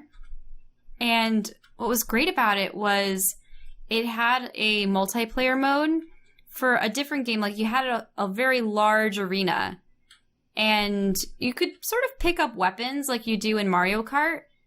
But instead of, how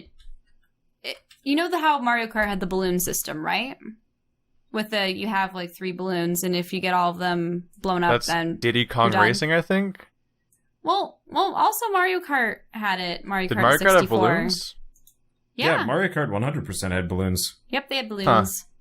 I think I only played races, probably. Mm-hmm. And so in Beetle Adventure Racing, I mean, all the cars are beetles, like beetle bugs, but they had this mode where you had arenas, and obviously there were different themed arenas. Like one was just literally a parking garage, but it was so much fun. And so you could pick up, rockets, grenades. You could throw down oil slicks. What were some of the other ones? You could become invincible. You could get shielding, where if you touch someone else, they blow up, kind of thing. But randomly scattered throughout the map, there would be beetle designs, and the beetles would be floating in the air, and they would alternate colors, and you needed to get one of each color of the rainbow, essentially, to win the game. And you just have to drive through them to attain them. However, people would have to wait to make sure they're getting the right color, or someone else would snag it before them. Or if you blow up an enemy, you would gain a beetle of a color that you didn't have, and they would lose a beetle. And that was just so much fun. So Shell, it brings back my childhood. Chat reminded me I did play a Mad Max MMO. What was it? It's not fun. What was it? What game was that? Oh, shit. Let me... I tried Googling a racing game Beetle, but I just got Beetle Adventure Racing. That's very different. Beetle Adventure Racing, that's it. Well, I mean, it's just actual car beetles. Yeah. Oh, you were thinking like bug beetle.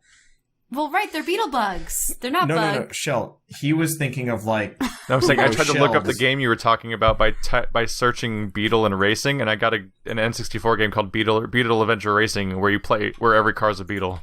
Like the car or the beetle. Yes, I said that. They're beetle bugs. That's what she's talking about, Keith. Oh. That is it. You two are playing telephone with each other, and you're both speaking French. I'm trying so hard to understand what her explanations of things. I'm trying. Shell speaks in nostalgia. It's okay. So the floating beetles look like ladybugs, but they're the things that you're trying to get in the map. Shell. You yourself are a beetle bug. What? Shell. So you're saying that there's bugs and cars that are bugs? You're killing the man. No. This kills How did you... you started explaining it in a way that somehow got more confusing. No. You need to specify which is not a bug. Cars. They're cars. They're just all cars. You're driving cars. They're beetle bug cars. And when you do the multiplayer, brawl map, it's beetle bugs that you have to obtain. And by beetle bugs, I do not mean beetle bug cars. Actual bugs were collectible. You don't mean cars. You do mean bugs. She means both. But so the bugs float in the air, but they look like ladybugs. How's your brain now, Keith? Anyway, on the topic of racing games, so I take it we all prefer kart racers. Like we all prefer arcade racers over realistic 100%. racers. I have no interest in realistic racers. Oh yeah. Unless I will state one exception. Cars where they slowly break, and so by the end of the race, your car is barely functional. I really want to play a realistic game with realistic physics, to the point where I have two wheels and my car barely moves. It's not so much a racing game as a survival game of who can not fuck up their car. I was going to say, I think the problem with cars being realistic is that they break pretty fast. I know, and then it's just done. It's like you go to monster truck rallies, and you'll see the monster truck will just, even when it's the main event car, it'll go halfway through a trick and just break, and it's like, oh, I guess nothing else is happening with that car now because it's over already. Because one critical crash happened and it's already done. Okay, BeamNG Drive has realistic physics. It sucks. You bump a bit and then you're dead.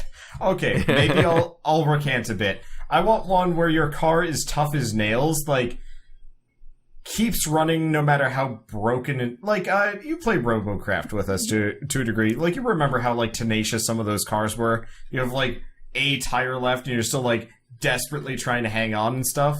Yeah, because all the cars are made of blocks and tires. Yeah, so I want something like that where the engine doesn't need to be connected. You just have to have kind of the basics, and your car somehow can still keep driving despite all adversity. Speaking of customizable cars and such, has there been anything akin to a BattleBots video game where you create BattleBots to fight against your friends? But this is scrap mechanic. You're not battling each other. We battled each other. There's no many times. But that only involves flipping each other over. There's no destruction. The first result I found is, first of all, there was a BattleBots game for Game Boy Advance and a BattleBots game for Game Boy for GameCube. So those literally are BattleBots branded games. But also I got Bot Arena 3 by Addicting Games is the first result I get for a BattleBots game. Were you guys playing RoboCraft? I think that's essentially what I'm thinking of. No, RoboCraft is much more gun related. But little too gun related, and tanks and a variety of different things. I mean, so yes, you are correct, but I would argue that no, that's not really.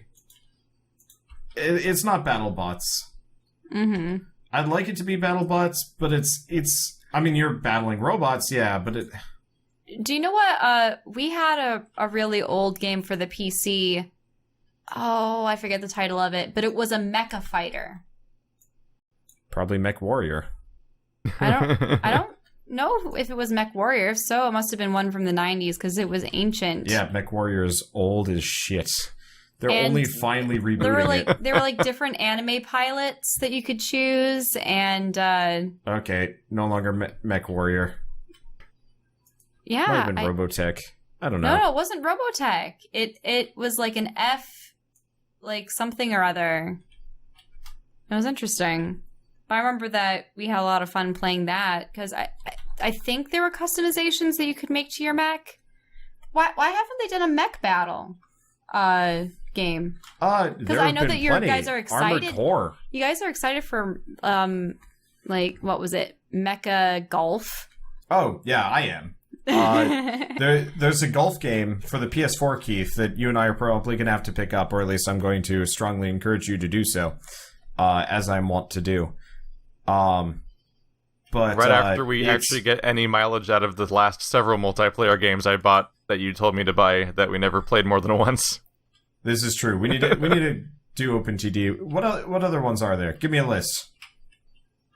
The other golf game you just had me buy that we played once, and you're like, yeah, buy it. We'll totally get the time out of this, and then we never talked about it ever again. Back. Oh, there it is. Goddamn bird ruins everything. So now, it was the speaking original of bird, Virtual fix your On. computer, please. Please, I'm third wheel so hard right now. You aren't. Actually, I've noticed this. Specifically, I often am. I find I'm the third wheel because Shell and I talk to each other all the time, so there's very little for us to talk about on a regular basis. And so like often when I'm doing a collab series with like you and her, or her and Bird, pushes you aside like, now it's time for the Shell cast. Yeah, but also like she'll talk with you or Bird constantly because you have stuff to discuss that you haven't talked about a billion times before. They've made a ton of these. I had the PC Virtual On. Okay. Oh, Virtual On. What are you talking about? The mecha game that I played on the PC. Oh, Virtual On Ontario Tangram? Mine was one from like the 90s, and it was for the PC, but it looks like there's a lot of them for the PlayStation 2. What's up with some of the mecha being bunnies?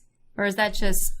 I mean, Virtual On was a video game, too. Yeah. I used to go, like, my parents would go gambling and shit, and they would just dump me and my brother in the arcade of the casino building.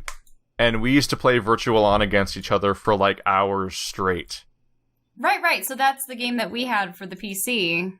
Yeah, it was Virtual On. A lot of fun. It's the weirdest name, because it's called Cyber Troopers Virtual On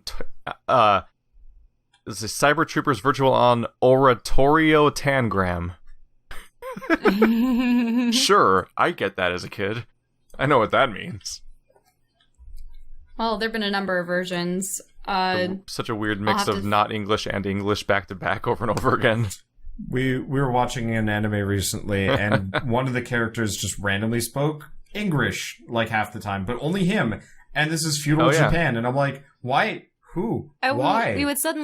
We'd be reading the English, but obviously everything was in Japanese, except then we would see, locked and loaded. And it's just this one guy who looks French. There was a whole period as a kid where I thought that Americans who are overly obsessed with Japanese culture to a simplifying and misrepresentative degree might be like embarrassing or offensive to Japanese people. And then I started playing Japanese games that take place in Japan and seeing how often they just randomly appropriate stuff from America constantly. I'm like, oh, okay, this is happening both ways. They're weirdly obsessed with us too. Like I'm playing Tokyo Mirage Sessions, and every fucking song is just like, what if this was in English for no reason? They do have a lot of English phrases and opening themes now. Oh yeah, which is interesting. And the Tokyo Mirage Sessions songs are so English you can only identify that, like, there's huge chunks of English in the lyrics, and they weirdly will rhyme English and Japanese lyrics, but the English only rhymes because they're mispronouncing it. And you can only recognize any of the English words if you're actively staring at the subtitles, because you can't. Yes. They don't stand out because they pronounce them so bizarrely and differently and everything. That's an experience. Interesting. Well, I mean, I would have never guessed that they were actually fond of America or English or anything because, what was it? I mean, there are so many anime series in which the Americans are depicted as the bloodthirsty military juggernaut kind of thing. Except then they make stupid decisions and end up messing things up. Well, they're obviously going to have mixed feelings about America for a number of reasons. Well, right. World War II, an obvious one. But, I mean, you see that a lot in Evangelion. I noticed that they do have a lot of German characters. I mean, I suppose they were allies back then. It's seriously gotten so extensive that I actually can't tell you the last time I heard any Japanese music where I didn't randomly hear English in it.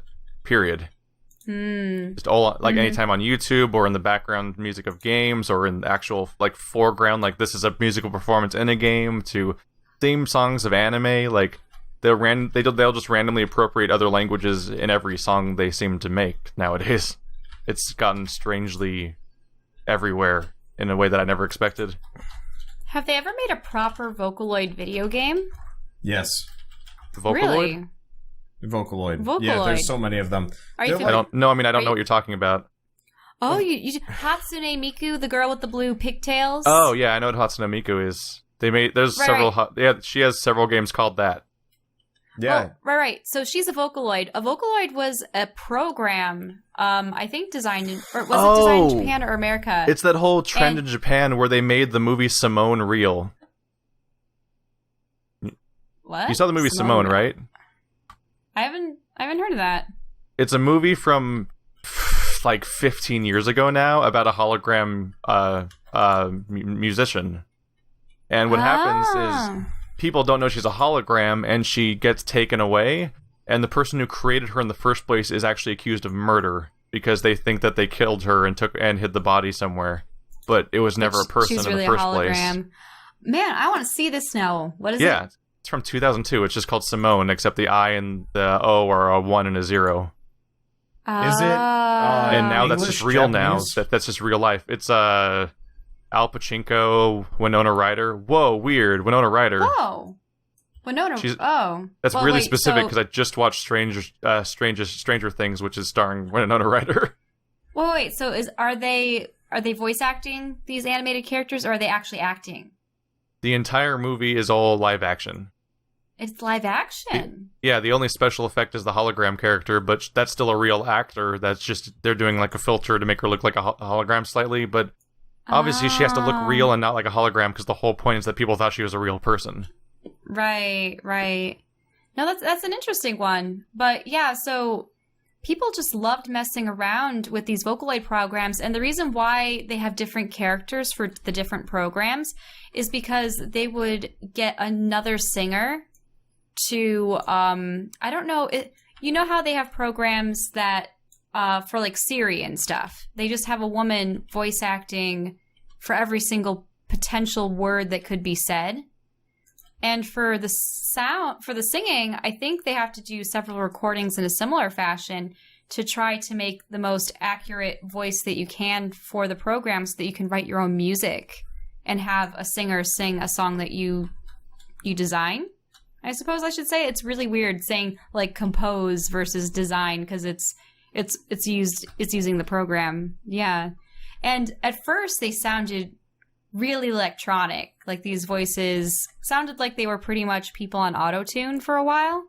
Yeah. But they've gotten really sophisticated, and they actually had a couple singers, if you're familiar with Gact, who was really popular in Japan.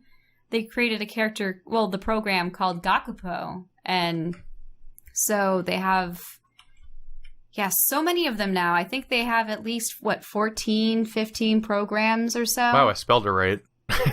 I just guessed how to spell Gact. Gact? Yeah. Yeah. And that sure is a string of letters together. Sure. And I think he may have been the first person that it was who was actually a live singer to lend his voice entirely to the creation of it so that people could attempt to make songs with his voice. And I'm sure he had all the time in the world to do it because he's a vampire. Oh, you mean because he just never seems to age? No, I mean, I looked up an image of him, and it's a black and white image of him sitting on a throne with flowing hair and flowing robes, and he's a vampire. Well, that's just a vampire. He's super popular. Yeah. So he's gonna throw his wine ball at me and talk to me about the essence of man. Oh, Keith, you do movie stuff. Have you heard of the movie The Things We Do in the Dark or whatever, the like mockumentary about vampires? I've heard of it. I haven't seen it. But what it's an amazing, so good. What an amazing intro. You do movie stuff. I mean, I'm gonna stick with it. I don't care. You're my one friend who sees movies. Keith, watcher of movies. You literally are my one friend who sees movies. So deal with it, Chumsley. I would try to see more movies if I could actually get you to watch them.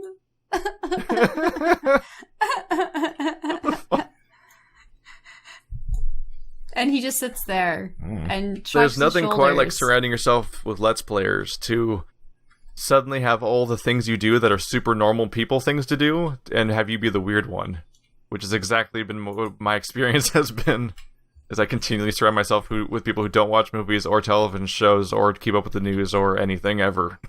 Oh, well, I tried. I definitely attempt to, and I mean, obviously I have a plethora of knowledge from various sources.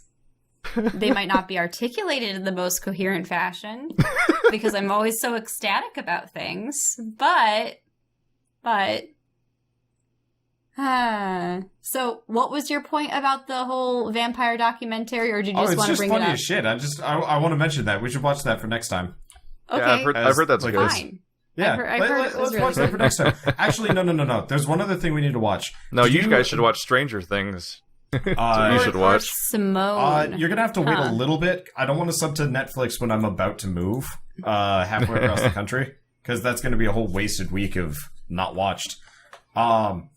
But the other one to watch, seeing as you're a big fan of making fun of the Star Wars prequel trilogy, look up. Oh, let me see if I can find the link to it. It's. Well, I thought he was the one that talked about Plinkett. That's why that's not what he's talking about. Oh, I would lose my shit if Wanda recommended Red Letter Media to me. Yeah, because it would have been the opposite thing. No, okay. The Chinese machine translation. Episode 3, Backstroke of the West. What? So I'm scared. It's a Star Wars Episode 3 thing where they took a Chinese bootleg. Like the bootleg of Star Wars Episode 3. A Chinese version. A Chinese, So they took they double translated, didn't they? Where they translated to Chinese, then translated that back to English. So it was Chinese movie, like they dubbed over it in Chinese. Yeah. And then they machine translated that into English and had it be subtitles. Oh, no. And then these people read that as the first thing I found is a subtitle of Anakin sitting with Palpatine while the creepy Sith speech is happening about, like, maybe you could even take people back from the dead. And the subtitle says, he become more and more strong and big. Yeah. Yes, precisely. Yeah. That's actually... let's see, the Grievous in the beginning of episode 3 where he's like they're on them. Oh no. Kill them, kill the Jedi or whatever it is. It's batter to death them. Batter to death them. Yeah, there's he shuffles away. There's an image of Christopher Lee as what's his name fighting against Anakin, and it says, "You are a sacrifice article that I cut up rough now." Yes. And it has crossed lightsabers. Yeah. Oh man.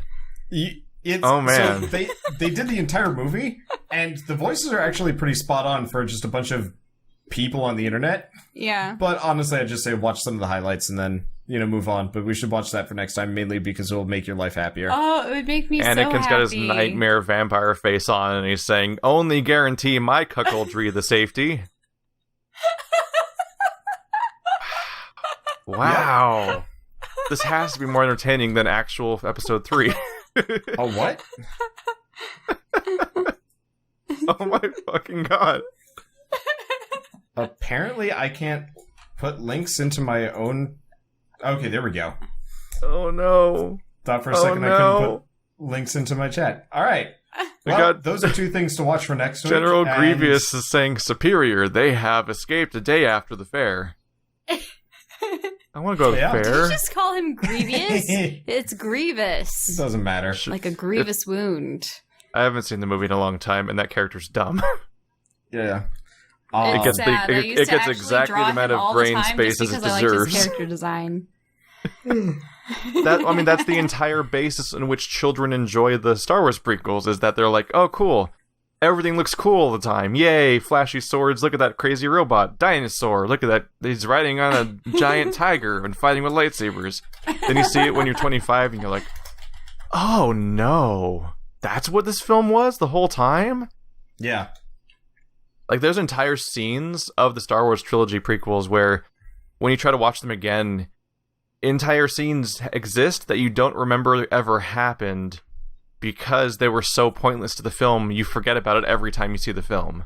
Like scenes like Padme running around on that like conveyor belt with all the slammy bits that's gonna kill her. Or like the entire underwater segment of episode 1 that goes on for like 5 to 10 minutes and doesn't do anything in the story. I remember it because I had to play through it in Lego Star Wars. And those levels were a pain. Specifically the droid factory. Oh my god, I think you just hit on a nail on the head about what Star Wars prequels actually feel like. Because, you know, we're talking about machine translated back and forth from like China to English and everything. The Star Wars prequels feel like they made Star Wars movies, then made video games based on those movies, then made movies based on those video games. Because you know how video games will have, like, we're based on the movie, but 2/3 of most movies is just talking. So between this conversation and this conversation in the movie, random train battle or whatever happens. Like, that's how movie video games have always worked. And that's how the Star Wars prequels work, is just random stuff happens throughout the film that looks like it's a video game level. Fantasy, what was it? Final Fantasy 13. I remember that the guys down the hall in college were playing it, and I'm like, cool. You know, I've never actually seen a Final Fantasy game being played like this before, especially the new one. I'm gonna go sit and watch it. Yeah. Like, their character would fight a couple of things, go down the hall, and then it'd be cutscene, lengthy cutscene, and then slightly more battles, and then cutscene. I'm like, whoa, these are more cutscenes than any game I've ever seen. Actually, if you condense all the cutscenes in Final Fantasy 13, doesn't it amount to like 10 hours? It is hours upon hours of cutscenes. Yes. Yeah. And what's really weird is when the cutscenes feel like they were supposed to be back to back, and they don't seem to imply any fighting happened in between, which is a strange concept. And one of the worst cases that I've seen was actually in I Am Setsuna. I don't think you guys are there yet, but near the end of that game, there's parts where a character starts talking to you, and then they give you an entire floor of a dungeon to play through. Well, but then every time you completed, getting the airship, right? No, it's right before the actual end. You're talking, for you, that was the trials where each floor is a trial. That's different. Yeah. What happens is in like the last dungeon of the game, there's a character telling you a story, and they're physically there with you the whole time. But for some reason, they randomly pause their story, and then you play an entire floor of the dungeon, and then they continue their story as if no time passed in between, and it happens for like 4 floors straight, and you're like, what is happening? Like, when I was playing the game itself, I likened it to those scenes where 2 people are talking to each other in a movie as they enter a building, and then you see them suddenly coming out of the door on the top of the 15-story building, and the conversation continually flowed through that. And like, would they stop talking for 15 minutes as they went up the building? And that's what it feels like. It feels like you're playing the part in the middle where they awkwardly stop talking and do a bunch of stuff in between, but then pick up the conversation as if it never paused. Yeah. People talk in the elevators. Actually, aren't there several elevator scenes in the original, like the old Star Wars trilogy? Well, not the old one, the prequels. Technically, it's further back in the timeline, but they love elevator scenes. It's how you get people to talk to each other alone. Yeah. It's also a way. It's an easy way to make a really inexpensive, tiny set for them to stand in. That's full of windows that can have green screens behind them, so they can add the rest later. Which is a lot of Anakin 2 and 3. Obi-Wan were doing that before they saw Padme, and then I think Anakin maybe with Palpatine at one point, or no, I forget. Constantly. It was multiple scenes. It wasn't just one. Episode 3 was literally just stuff happening, Anakin talking with Palpatine, and Palpatine being like, things aren't going well for you. And Anakin's like, yeah. Is it just me? Or even Give though me a sponge bath. Like I feel like Phantom Menace is known for being the worst of the prequels, but doesn't the Phantom Menace have like the most concrete like story? Yes, like it does. It has like I believe so. like, I mean, it's a stupid film, but I mean, like when you're watching it, it's like, oh, this is the part where that happens. That like I can recite to you the story of Phantom Menace from front to back and how it structurally all fit together, even if there's a million plot holes and performance problems. It's really linear, and they don't focus on any side plots and side stories. And on top of having a relatively straightforward story that you can actually say to somebody, there's also the thing where, like, a lot of the stuff around them, aside from the monsters, of course, and the aliens and everything, a lot of the stuff's, like, are real sets and real locations they're physically at. But the next two films, not only they're so fake and hard to watch because it's literally people standing on a soundstage with a green screen behind them, and they added the entire film around them. But also, like, what's the stories of those films? They had people splitting up, which was the issue. Like, Obi-Wan was doing his own thing. Anakin was doing his own thing. Like, I'm not crazy, right? You wouldn't you have some difficulty trying to recite from front to back what happens in 2 and 3? I wouldn't, because I've seen them too many times. But, hey. I mean, no, I'm saying that that would do it. I just can't help but think that, like, one is weirdly, like has a story to follow. I do agree with you, though. The reason why it's so easy to follow is because you literally never leave the main cast of characters. Yeah. You're always with them. There's never an instance where they're splitting up and doing their own thing. With Attack of the Clones, I mean, Anakin was stuck with Padme for a while on Naboo, and there was all that going on. Meanwhile, Obi-Wan was doing his investigation about the clone army on Kamino, and everything eventually intersected at Geonosis and such. But, and then episode 3, you know, big battle. I mean, all the Jedi essentially are split on different worlds, fighting different characters. I mean, Obi-Wan was essentially tasked with finding General Grievous and eliminating him in, like, some kind of assassination mission. Meanwhile, Anakin was dealing with not only Padme, but Palpatine. I'm gonna leave, grab a drink. She's still gonna be explaining the movie. No, sorry. I'm just saying that they split up for a while, and then everything came back together again. But unfortunately, when that occurred, it was the end of the movie. I mean, really. Because then it was the... What do they call that final battle? I know that there's a special name for it. It's based off the song that plays while it's occurring. Lava Fighting Town. Right, precisely. The battle that lasts too long. So that was all confusing because... And half the time, the Jedi were just going on and on about, you know... something's amiss, and, you know, is the Sith really behind this? It's like, yes, the Sith's been behind this for the last 3 years. I think the war lasted 3 years. Between you really feel the devastation. All the characters in that movie sure feel like they're in a war and really having hard times. Sure feels like all those World War II movies with the struggling people at home, huh? The one thing I have to admit, and it's too bad that the Jedi were too blind to actually perceive this, but, I mean, the way that Palpatine comes into power is ridiculous, and yet sort of, like, really well thought out. Though there are several instances in which his plot would have failed, and he would have to find some kind of countermeasure. The more I see the way that that Palpatine came into power, the more I get bothered by how it was a stupid plan, but also it weirdly reflects a lot of things that happened for real.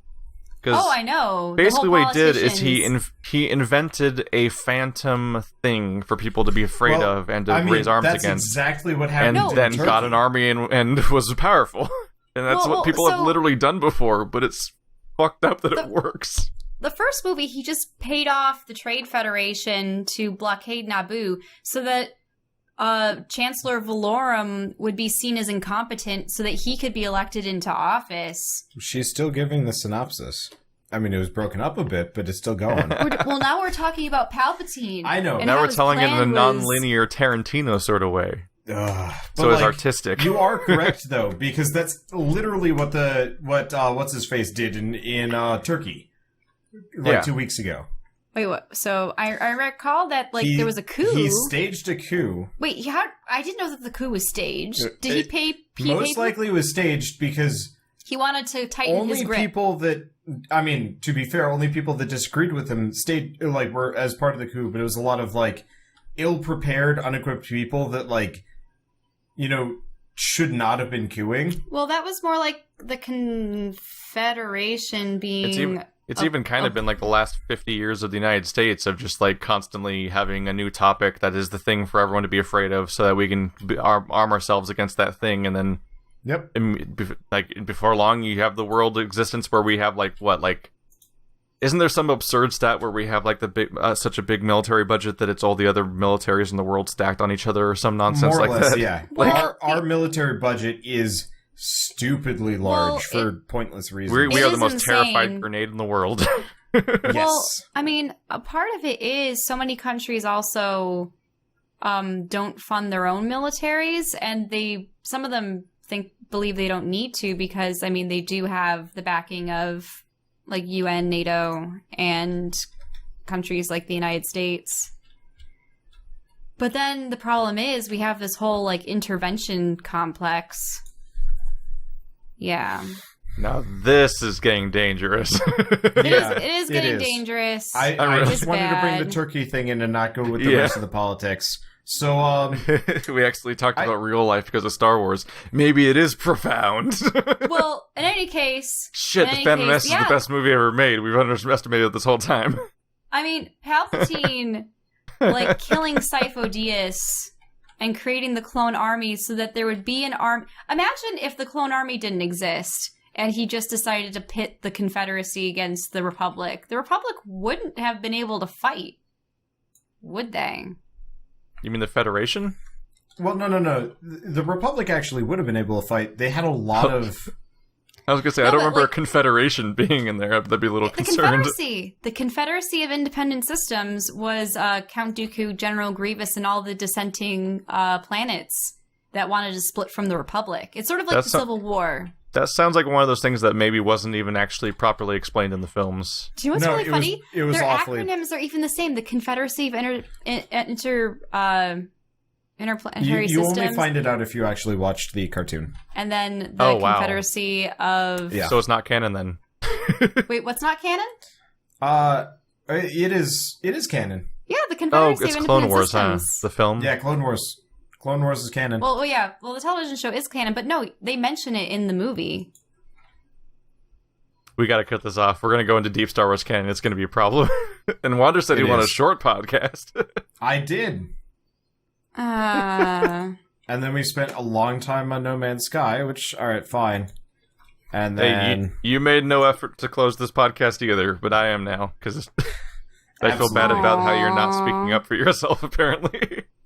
I've been playing Scrap Mechanic, and it's kind of nice to have a break today. I've been recording since 10 a.m. straight. Alright, thanks for coming by the podcast, everybody. What was the movie we talked about seeing? Things We Do in the Dark or whatever. Right. Mockumentary. Yeah, maybe we'll talk about that next episode. And if Bird sees enough Stranger Things, we might see that too. Yeah. I don't know if Wander Elf will get around to watching an 8-episode show, but I think Bird's already in progress, and I want to talk about that show because it's neat. I would That's like a neat to, show. But I'm literally moving halfway across the country. All right, thanks for coming by like always, guys, and we'll see you next time. Ask questions. Yeah.